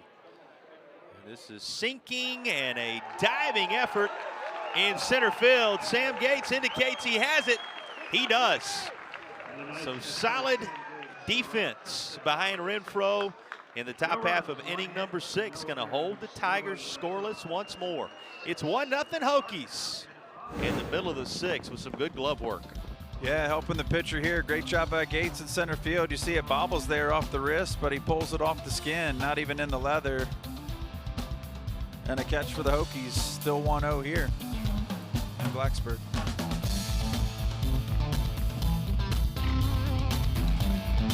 ACC pitching duel.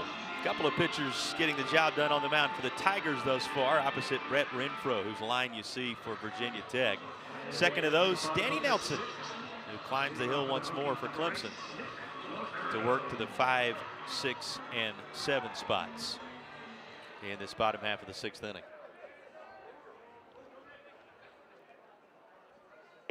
And we've talked plenty Brett Renfro, but how about Danny Nelson? Second arm for Coach Bakich has done a great job as he's into his 4th inning of work here. Plenty of arms in the bullpen down there for the Tigers, but not really anybody getting hot. So Danny Nelson with an opportunity to keep this a 1-run game and has done a tremendous job since entering this game back in the 3rd. Curto's single came back in the 1st inning.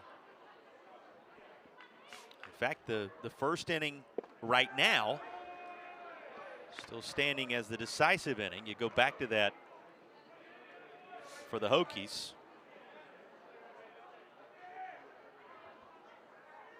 Grube, who came around to score on Cook's single up the middle. Remember, that was a play where it looked as if there were going to be a couple of runs come home on Cook's single up the middle. But after review, the out was the call on the field, but a review was required to confirm that the trailing runner was thrown out at the plate. Little did we know at the time that was going to be the only run of the ball game through the first 5.5 now plus, as here's a called strike 3 to take care of Licurdo to begin the bottom of 6. I see a lot of frustration from these Virginia Tech hitters as that's 3 strikeouts looking and as many at bats. Take a look here. That ball's just diving hard and in. Righty-righty matchup. Nelson to Licurdo. Good job there by Gerald to pull it back and gets the call again from home plate umpire Brandon Cooper. But Hokies frustrated here. Tip your hat to Nelson. 3 consecutive looking strikeouts as Sam Gates steps in. And you go back to that 1st inning just to revisit it for fans who joined us late. Grube with a single into left. Gibson had a ground rule double that hopped the fence, and he thought might be an offensive night all the way around after Cook, as the 3rd batter of the ball game, drove home 1, potentially 2, but a good defensive play by the Tigers cutting the 2nd run down. Licurdo had a hit in that 1st inning as well. The Hokies have not come away with a hit since. All 4 hits for Virginia Tech coming in that opening inning. Of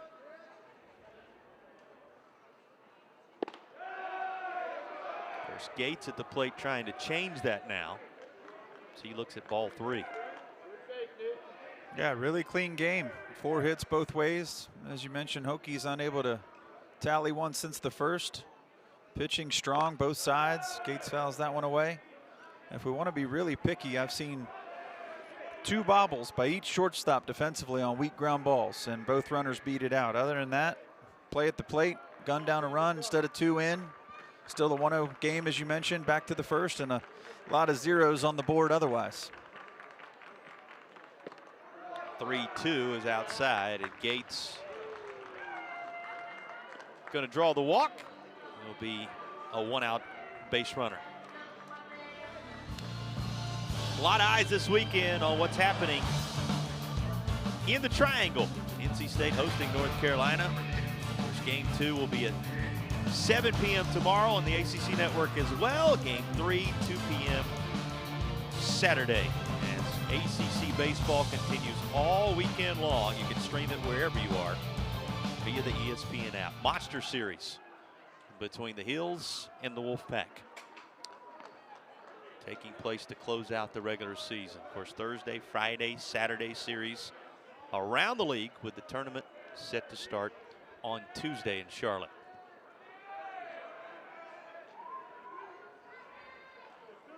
Danny Nelson closing in on 70 pitches.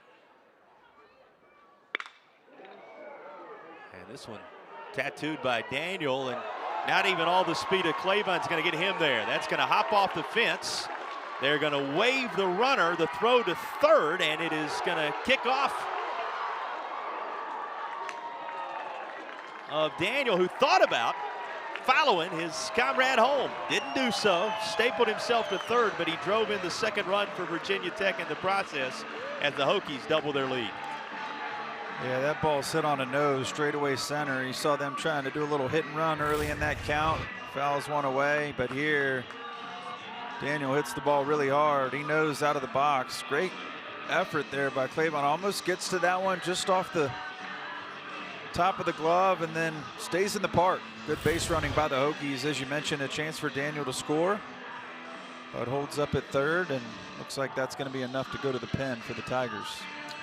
Hokies said, did someone say something about no hits since the first? They score for the first time since that opening inning. It's now 2-0 home team.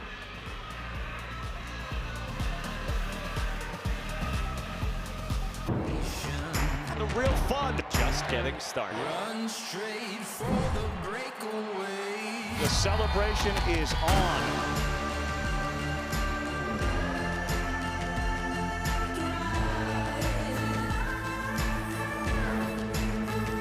Month away now from Omaha, Nebraska, as we say in college baseball, back home in Omaha on the horizon. Of course, a Clemson team wears the word Omaha in that tiger paw on the back of their hat because of their history of making it a regular trip there. But having a very different year this year. Looking to the tournament to try and make their way there in the ACC. They go to the pen. Brandon Bennett is going to take over. 19 appearances now for Bennett. He becomes the third Clemson Tiger pitcher of the day. Yeah, third arm, first lefty. Really good job by Danny Nelson coming in the third. Had really good stuff. Obviously, Hokies were struggling to see it. We saw some backward Ks there. Some frustration from this lineup for Virginia Tech on the offensive side. Well, good job by Pete Daniel. Turns one around, straightaway center field. Gets it one hop off the wall into third. Able to score Sam Gates all the way around from first base, and enough to push Nelson and turn it over to Bennett here, the lefty for the Tigers, as he tries to leave Pete Daniel there at third base.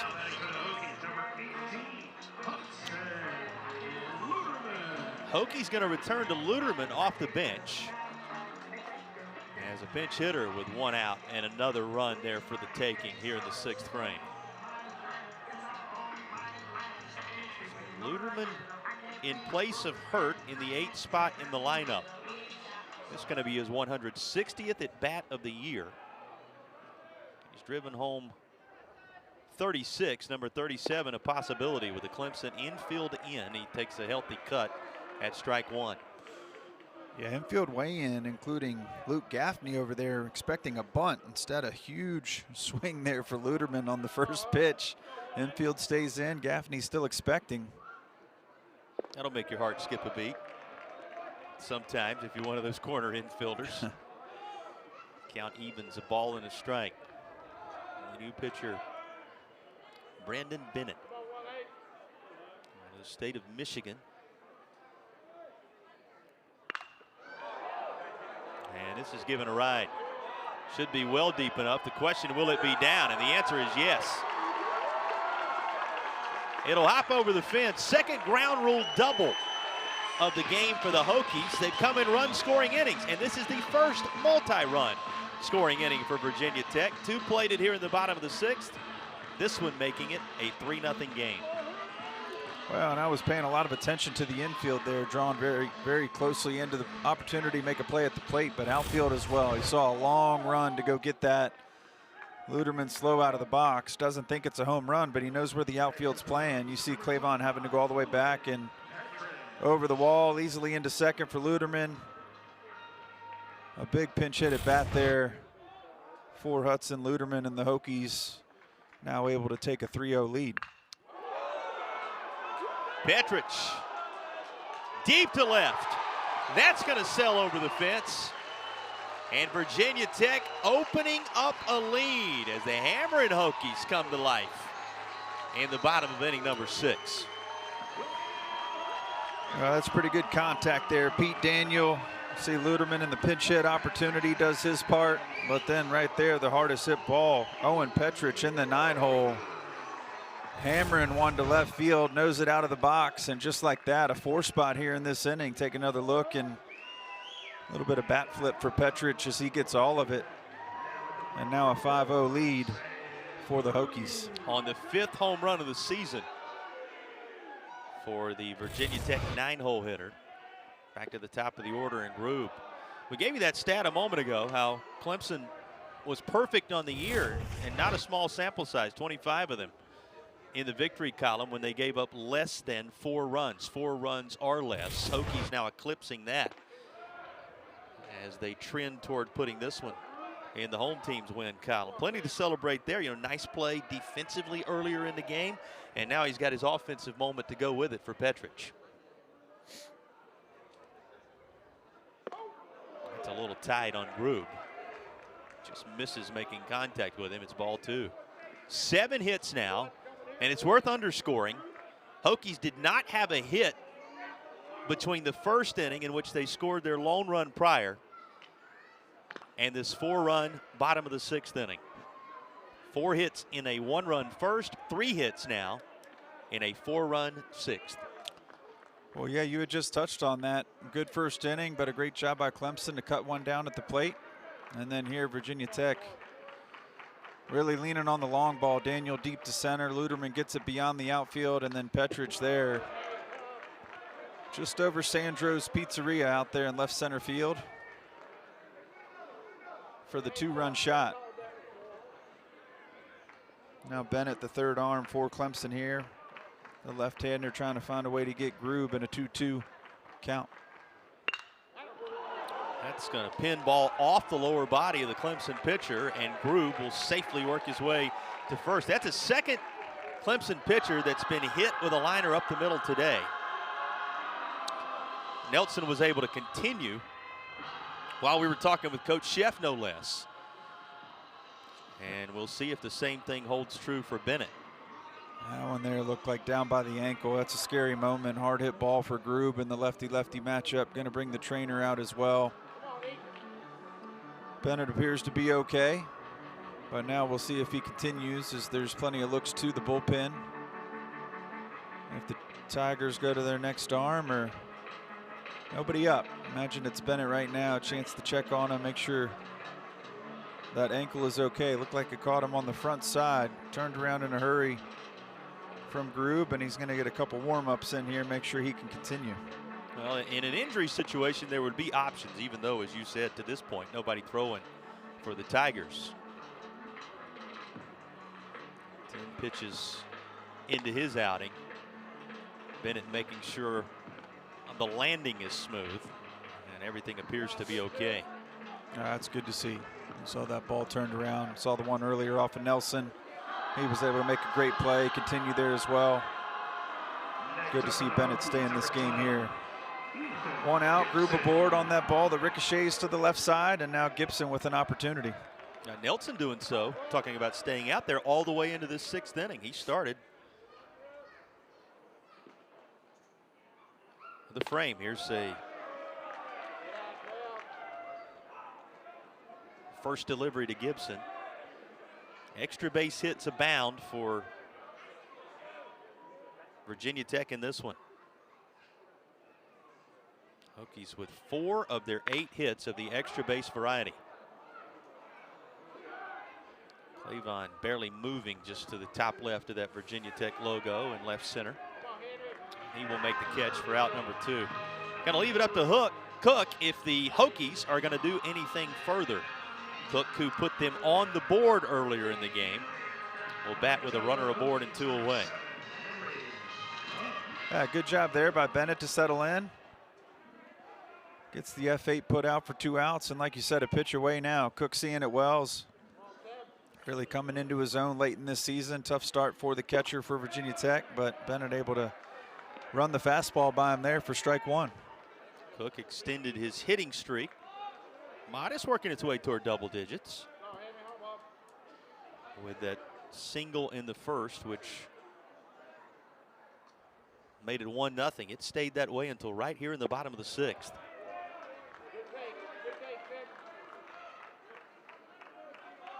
But it has been a 4-run on 4 hit bottom half of the 6th inning thus far.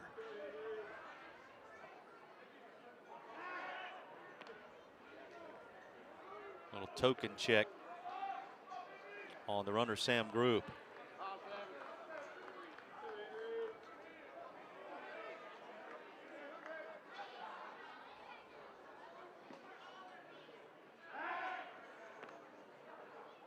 Another toss his direction. Group swiped 7 of them this year. He's been caught 3 times. The Hokies leadoff man.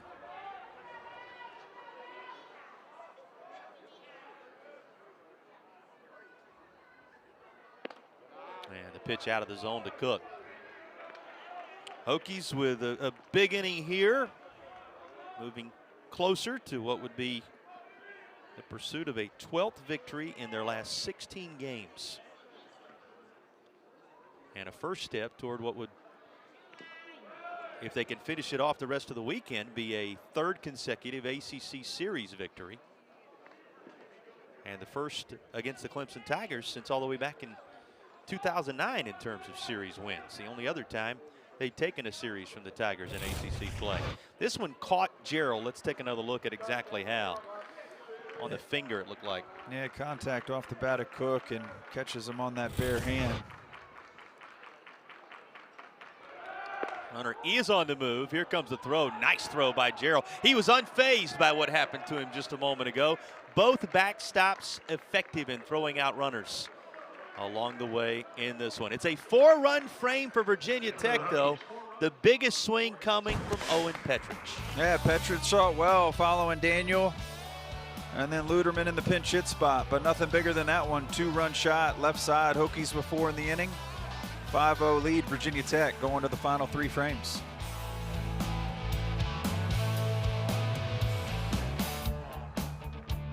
Seven. Yeah, the right-hander, you see his stuff so far in this one was really good early.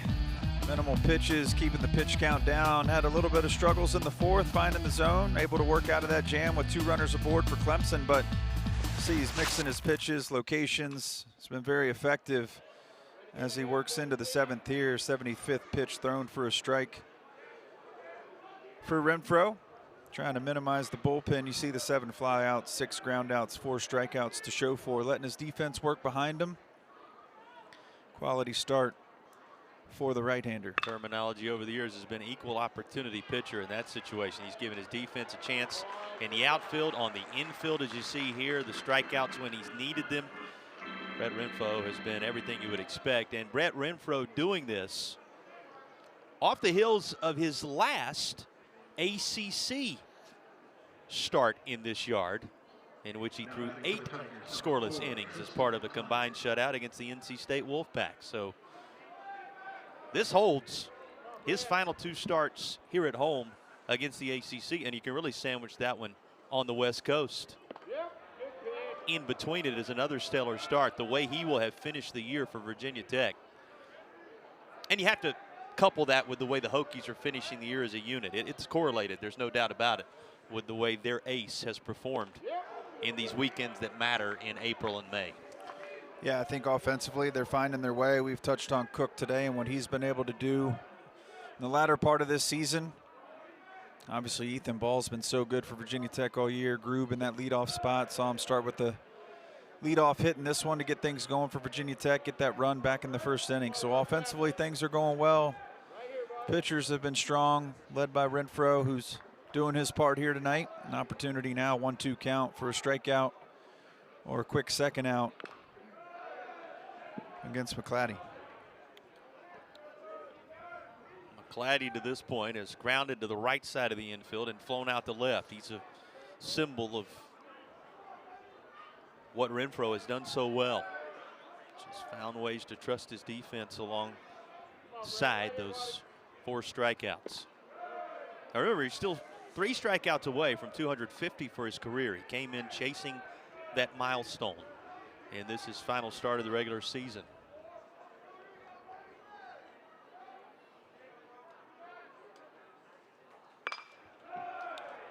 McClatty going to send that just above the Virginia Tech dugout and off the netting.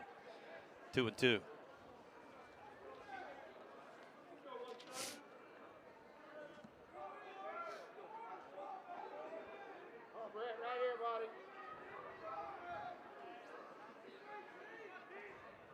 Here's his 2-2. And that was a double lick there by McClatty. It'll keep it 2 balls and 2 strikes. Clemson just 4 hits in the game, and none of them of the extra base variety. So he has as many strikeouts does Renfro, as the Tigers have secured hits in the game. And he's held them down in the categories that matter. 0 for 3 with runners in scoring position, 0 for 6 in 2-out scenarios, and just 1 hit in 6 tries with runners on so far in the game. Those are the stats you kind of watch for a pitcher to know how well he's pitching out of any potential trouble. And it's all A's across the board for Renfro in those categories with pitches just like this. Yeah, quality pitch. You see the 5th strikeout and touched on 4 there for a long time. Does pick up the 5th and really good at bat there. McClatty working hard to find a way aboard. You just see that pitch diving. McClatty says, yeah, I couldn't get to that one. Saw it up in the zone, diving late. Well executed for Renfro, secured by Cook, 2 outs. Now 248, the career total for Brett Renfro. Brings Crichton to the plate.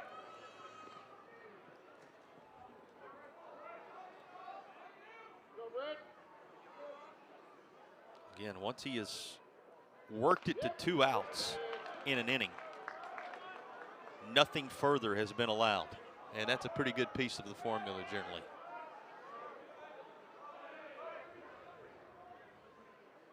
Tigers 0 for 6 with 2 down. Renfro still dialed in, 94 on the gun as he gets ahead 1-2. Exactly what I was just looking at. Mid-90s for your 88th pitch. That's pretty good stuff. That is just on the foul side of third. The home run hitter from a half inning ago was ready to load up and send it across, but another pitch will be required instead. His blast part of a 4-run bottom of the 6th inning that has created separation here in Blacksburg. That's going to be sent the other way, and as we just shared with you, that's going to be the first hit with 2 down in an inning. Trying to stretch it to a double. Here comes the throw, and it's going to hit the runner as it comes in from right field. And not only is that the first 2-out hit, that is the first extra base hit for the Tigers in the ball game. Both of them gathered up by Crichton in this scenario. Yeah, good at bat there from Crichton to go the other way. Good job by Sam Groob to run it down, and a good throw. But as you mentioned, first extra base hit with 2 outs on the board, able to get a runner in scoring position. See, Groob's got a long way to go down that side. Crichton running hard out of the box and into second. So Clemson a hit away now from a 5-1 ball game. Lichtenberger may have just provided it. That's into the outfield. Runner is around third. The throw is going to be off the line, and the Tigers are on the board for the first time here in the 7th, and they're doing it with 2-out noise. Lichtenberger with an RBI as he becomes a 26 RBI man this season. Oh, good job by Crichton and Lichtenberger to go back-to-back there. Double single, 2 outs, a pitch away from Renfro being out of the inning. That one's turned around in a hurry. You see Group coming up throwing, really no opportunity for a play at the plate. Cook cuts it down, not allowing the base runner to advance. But now Renfro trying to keep it a 1-run inning for Clemson. Got to ask you now, how large does the 4-run bottom of the 6th inning loom when you consider it was a 1-0 contest all the way to there? Yeah, that's pretty big to get those runs offensively. I think the 1-0 game, you felt like something was going to happen one way or the other. Clemson, again, showed some threat, especially back in the top half of the 4th. Renfro does a good job to work out. Virginia Tech not really doing anything on the offensive side. They do get those 4. Might be a little bit of a different approach for the right-hander as he comes out with a comfortable lead versus pitching in the 1-0 ball game. But nonetheless, credit Clemson. Find a way to get a run across, and they're chipping away with 2 at-bats still to follow in this game after this half inning is over. The shutout is gone, but the stellar outing by Brett Renfro still very much there as he staked to a 4-run lead with his 1-2 pitch coming to Clavon.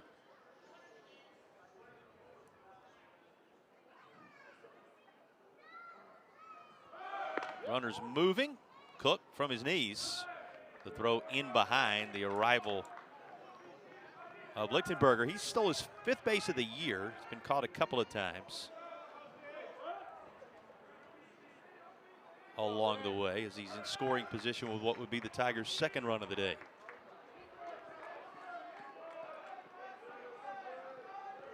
Again, into the 7th before Clemson notched an extra base hit, before the Tigers notched a 2-out hit, and before they pushed anything across against Brett Renfro.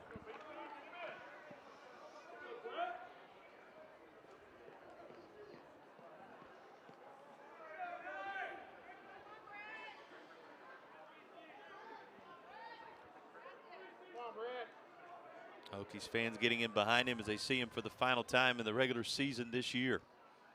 And for the final time in this yard this year. This is in the air, right field. Grube able to work underneath it right at the foul line. And makes the catch to limit it to just a single Clemson run. They stand and stretch in Blacksburg. Renfro and company still well out front. 5-1 in the opener.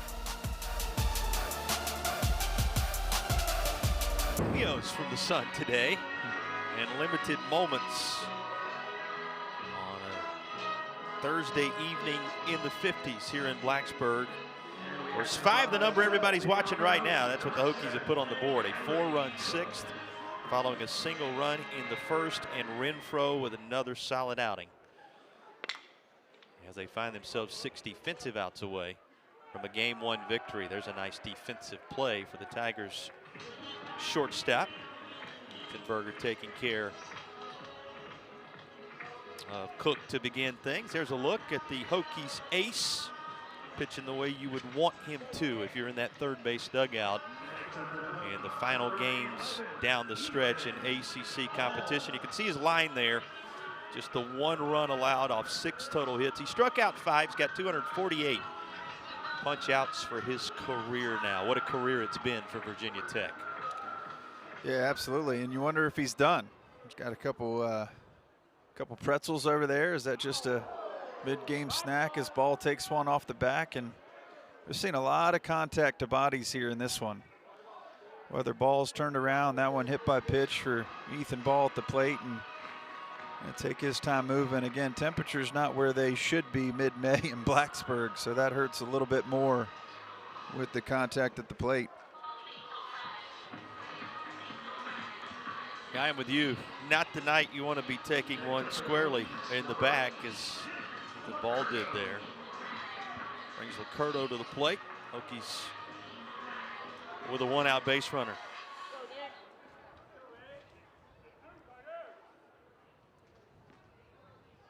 Brandon Bennett remaining atop the mound for the Tigers. Curto, one of the 8 hits tonight for Virginia Tech, to his credit. Bennett up over 20 pitches thrown now. Bennett from the state of Michigan, but he's got strong connections to the Palmetto State now. In fact, he and his sister have that rivalry going on. She played softball for South Carolina in 24. And then Michigan, the last couple of seasons, returning home. But one of the members of the family on both sides of that Palmetto State rivalry. Talked about Clemson's Omaha trips over the years. Number of seasons they went to Omaha the same year with their rivals, with South Carolina, and would battle it out there in the Midwest from time to time. That's certainly a rivalry his family knows very well. Bouncer towards short. Going to be handled again. Boy, a couple of nice plays by the Tigers shortstop already in this frame, Andrew. Yeah, Lichtenberger's been sharp there. As you mentioned, Cook, he had to go to his left to make the play. 6-3 put out. That one there not hit as hard, just out of the reach of Bennett on the bump. Good job by the shortstop to see that one into the glove. You're going to see 3 hops there, make it 4. Scoops it cleanly off the back foot. Good throw there. Gaffney at first for the put out. 6-3, but it does advance ball into second. So 2 outs, runner in scoring position. Opportunity here for Gates. Hokies trying to take that run Clemson scored in the top of this 7th inning right back. Gates, who has flown out, grounded out, and walked in this one. Trying to drive home the latest of the Hokies runs. Team been good in scoring position so far today. They won't be able to add to those totals here, as that's gobbled up by Purify, who tosses to first to drop the curtain on the 7th.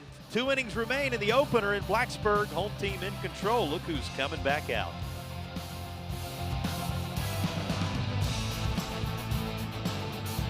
Pitches tonight. He's thrown 97. It is shaken out to a 5-1 advantage for Brett Renfro and company. Yeah, take a look here at the strikeouts for Renfro.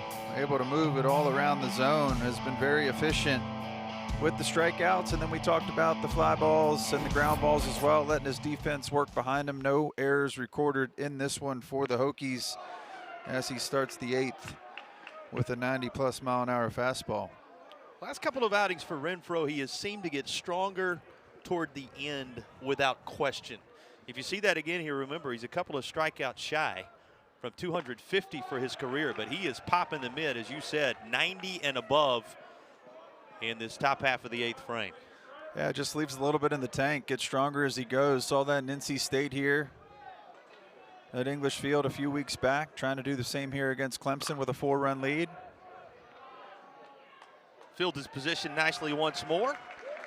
And another of those 1-3 putouts for my sidekick, the pitcher, to put in his scorebook over there. They're athletes after all. Look at them work. Great job there. Gets ahead 0-2. Gets a spinner off the bat of Moore in the 9-hole. As the Clemson Tigers turn it over one more time, but a good job by Renfro to see that one into the glove. Easy throw to first. Easy put out, 1 out. Tigers down to their final 5. Here's Purify. You limit him. That's a good step in the formula to coming away with a W against the Tigers, and Renfro has today. Struck him out in the 1st, struck him out in the 3rd, and got a pop fly off the bat of Purify in the 6th. The Tigers leadoff man 0 for 3.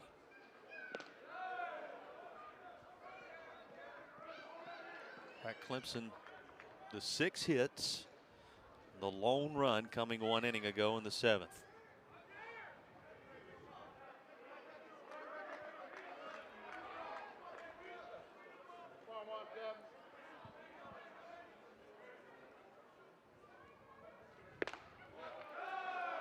We get that scoring update around the league. Miami leading the Seminoles 4-1. All right. Louisville falling behind 7-0 to the Wahoos. Okay. And then Pittsburgh takes the lead on Notre Dame. Notre Dame up 2-0, and now Pittsburgh taking the lead 3-2. Virginia Tech, if you're a fan on that side for the home club here, looking for Virginia to hold on and an opportunity for Notre Dame to come back and knock off Pitt. If the Hokies are able to secure this one, they secure that 10 seed in the tournament at worst. Of course, we saw them at 9 before with a chance to move up. But we start to get into some solidifying where things are and where folks will land, Virginia Tech included, as they're going to get a mound visit for Renfro. Wonder if that walks the end of the night, or if just a chance to talk with the right-hander as he throws his 104th pitch. And you can, from memory, tell us every possible scenario for Virginia Tech related to the ACC tournament next week. Is that right? Absolutely not. Welcome to the club. Welcome to the club. Well, it's changed since 2 innings ago, right? That's Notre right. Dame was ahead, and now Pitt takes the lead, and they are going to go to the pin. Imagine what 2 more days are going to do to the overall postseason picture. Well, he will no doubt receive a very nice hand from the Hokies faithful braving the cold on this Thursday evening in Blacksburg, because the final starts here at home in 2026 for Brett Renfro, memorable to say the least in ACC competition. What can you say about what we saw from 17 in this, his final home start of the year? Well, that's what we've seen so much. Renfro's been so good. Friday night guy for a reason, the ace of this staff. Frustrated to be coming out here. He sees Crowell as replacement coming in. 104 pitches thrown, though. Another quality start. Has his team in a 5-1 lead. You see the Hokie faithful cheering him on as he heads for the dugout. And it'll be Preston Crowell on the other side in a 4-run ball game. The day for championships in the Atlantic Coast Conference gets started bright and early, 8 a.m. Eastern, with the ACC Rowing Championships. Then at 2, it's the Outdoor Track and Field Championships, both on the ACC Network Extra, and you can stream them on the ESPN app. Preston Crowell taking over for Brett Renfro as you get a look at the vitals on the junior. Yeah, local product, Franklin County. Crowell and Arm they lean on a lot. Let's see, 20 appearances. We touched on Renfro and how good he was. Preston Crowell with 1 job now. Trying to minimize any damage here. Runner aboard, 1 out. If, in fact, that was the last that Hokies fans see of Brett Renfro here in Blacksburg, his final 2 ACC starts against 2 of the premier historic programs in the league will be remembered. An 8-inning gem against NC State just a few weekends ago, and here against the Clemson Tigers, the tone setter, if it holds, and what would be a bid to try and take a series from this Clemson squad for the first time since 2009 and the second time ever. So Brett Renfro, tremendous again tonight, to say the least. Yeah, he's been a lot of fun to watch. Again, just think endurance, strength, consistency. He's been that reliable arm. Again, that Friday guy, try to set the tone. He's gone so deep into so many games, shrink the bullpen, give his team an opportunity not only on Friday but throughout the course of the weekend in such a tough ACC play. And we've referenced that NC State game a couple of times. Remember, that earned him Pitcher of the Week honors in the Atlantic Coast Conference. His performance on that night here against the Wolfpack to open that series, the best performance in the league to open a series that weekend and across the course of a series that weekend. Just a reminder of how valuable he has been to the Hokies. Crowell ahead 0-2 on Savoy, who fouls off the 0-2 pitch. It'll stay no balls and 2 strikes. Similar here. One thing with Crowell coming in behind Renfro, 2 hard-throwing right-handers. So if you're Clemson, not much different. You're still seeing that fastball mid-90s. You've been looking at that for 7 innings plus now. Crowell trying to get the big out here with a runner aboard and in less than 2. Savoy with different thoughts at the plate. Hokies, of course, counting outs at this point. They're looking for 5 more to get to the finish line and pick up what would be an all-important 14th win in the ACC this year.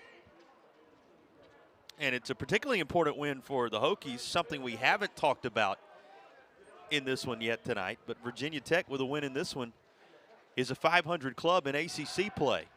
You know what generally happens when you have a winning record in the Atlantic Coast Conference. That usually means you're going to keep playing on past conference action and into NCAA tournament action. They would be an even 500 going into the final 2 regular season games with a win in this one. And that's fouled off. Boy, what a battle brewing here with Savoy fighting off everything his direction at the plate. Yeah, Savoy able to single in his last 2 at bats, so obviously seeing the ball well tonight. Does a good job there. Just spoils a really good pitch from Crowell. Opportunity for strike 3 and a second out, but instead going to see another one here. And a really good battle, as you mentioned. Crowell still way ahead, 0-2. There's strike three. Crowell comes in, picks up where Renfro left off. Yeah, see, Savoy did not like that one. Take a look at that pitch down around the knees. Seeing Gerald and Cook alike doing a good job of framing pitches up, bringing them back into the zone. Enough for home plate umpire Brandon Cooper to ring up another one there, and Savoy looking frustrated with that pitch there, but a good job by Crowell to stay in the zone. Yeah, tip of the cap to a couple of catchers, as you said, have done a really nice job of that one. That particular job responsibility tonight. Of course, Cook also at the plate, driving in the Hokies' first run, which for the longest time stood as the difference. It was 1-0 all the way into the bottom of the 6th inning, if you're just finding us. And Cook, another piece of the puzzle for a catcher, right? The way he can block it back there. The framing piece, the blocking piece. Of course, he's thrown out a runner at second base tonight. So a little bit of everything from the veteran backstop of the Virginia Tech Hokies in this one. He has shown his well-rounded contributions for the home team, and handling this staff and working together as a battery mate for Brett Renfro down the stretch in ACC play. Tip of the cap to both those guys. Short route for the force out to end the inning. So Crowell comes on in back of Renfro. And the Hokies one defensive inning away from putting the opener in the win column. They lead at 5-1. Well, it's graduation weekend, senior weekend in Blacksburg, Virginia. Hokies leading the Tigers 5-1 in a key ACC series. Busy weekend all the way around. And we've got 3 seniors working on our crew in this one. George Armengol, wireless responsibilities in this one. A big thank you also to Eli Lamport, who's handling the center field cam in this one. He's out there in the batter's eye. And Logan Terry handling the high first responsibilities in this one. All a part of this outstanding crew working hard for you here in Blacksburg. And congratulations to the seniors with what's ahead for each of them. We appreciate everything they do so you can watch ACC baseball on a night like this. Also want to say a happy birthday to Isaac Poe, also a tremendous member of our crew, key member of everything that happens here at Virginia Tech in terms of Hokie Vision and all these live ACCN broadcasts. Happy birthday to Isaac as he celebrates this weekend as well. Everybody's celebrating right now, a 5-1 lead for the Hokies. They look to tack on a little more in the bottom of the 8th with the bottom third of the batting order. Everything going, I think it's safe to say, according to script so far for the Hokies in this one, Andrew. Yeah, that 4-run inning is big for the home team. Able to get that done back in the 6th inning. Hitting the ball hard. Daniel here at the plate, able to go deep to center. Started it off. Luderman in the pinch hit opportunity. Pushes that one to left field and beyond any opportunity for the outfield for Clemson to make a catch. And then big fly for Petrich, who sits in the hole right now, currently going to get an opportunity in this inning. Hit tally starting to ramp up for both clubs. Clemson with 6 now, Hokies with 8. But Virginia Tech in the column that matters with the 5-1 lead. There's a swing and a miss, going to take care of the leadoff man, Daniel. And Luderman's turn in the lineup coming now. Big bender there, outer half, backdoor curveball from the lefty Bennett. And Daniel just gets extended, unable to get to that one. Good job by Brendan Bennett to execute there for the strikeout. Keep runners off the base paths as Luderman and Petrich approach. Well, you talk about the hit total ramping up. You have to love some of the situational numbers that are out there for Virginia Tech in this one. 6 hits with runners on, 4 of 8 with runners in scoring position. You play 500 ball with runners in scoring position, you like your chances. They have a 2-out hit. But this may be the biggest one. 4 of the 8 hits for Virginia Tech tonight have been of the extra base hit variety. That's usually a pretty good recipe. And that is scalded, but that's also well foul. And Willie Hurd out of the dugout there, always first to the foul balls down the line. As you mentioned, hit hard by Luderman that way, and the freshman in the lineup early in this one is eager to track down those that do not stay fair for the Hokies. He's staying active down there. As you said, quickly out of the far side of that third base dugout. Luderman, one of those extra base hits, his double, which came in the sixth, part of that 4-run sixth frame. And he's got designs on adding to it. Though this continues to hook, and that's going to be foul, going to land atop the baseball center.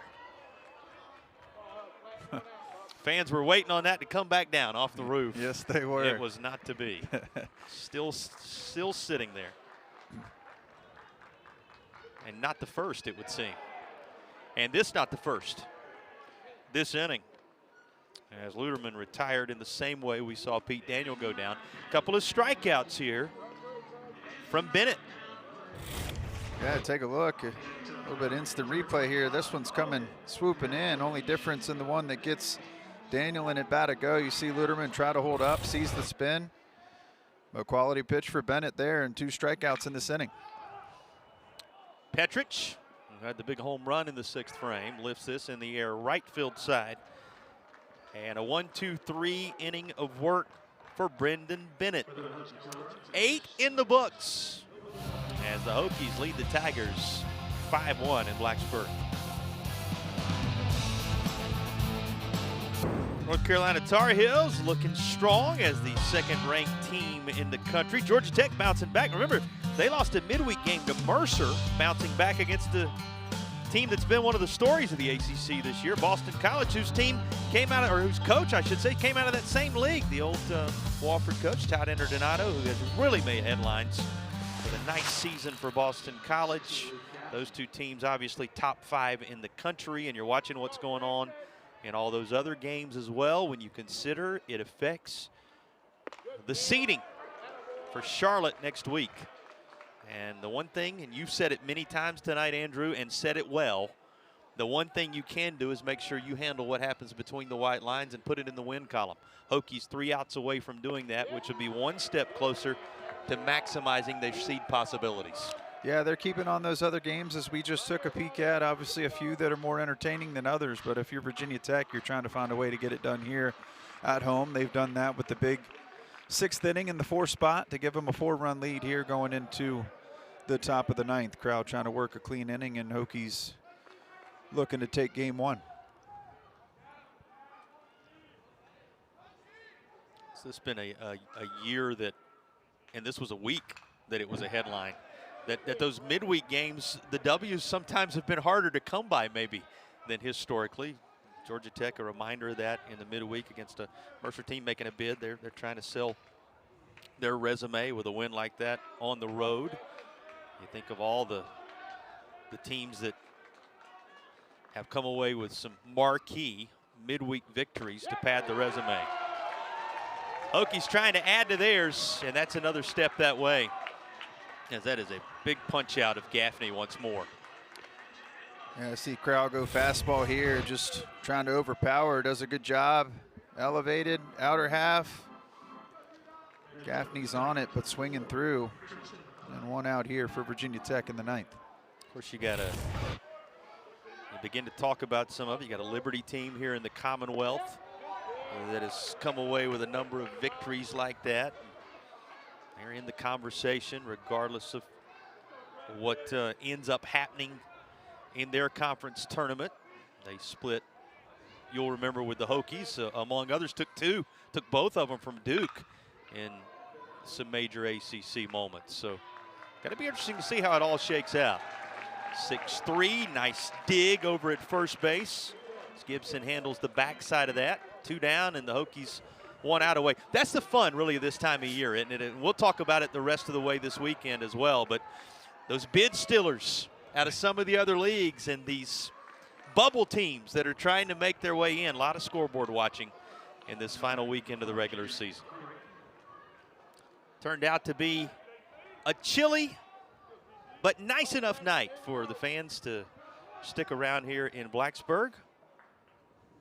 And they're looking for one more out with Crichton at the plate to put this one in the win column for the Hokies. Again, it would pull Virginia Tech to an even 14-14 as a 500 club in the ACC with 2 more regular season games remaining against the Tigers this weekend.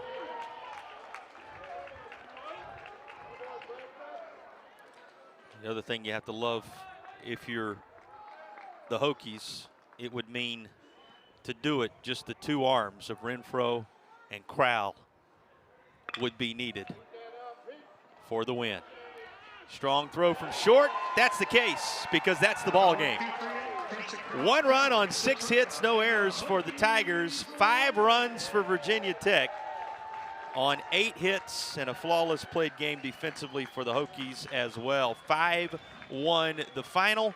Virginia Tech, first win against the Tigers since that memorable 2022 campaign, is now 500 in the ACC, and everything's in front of them, Andrew.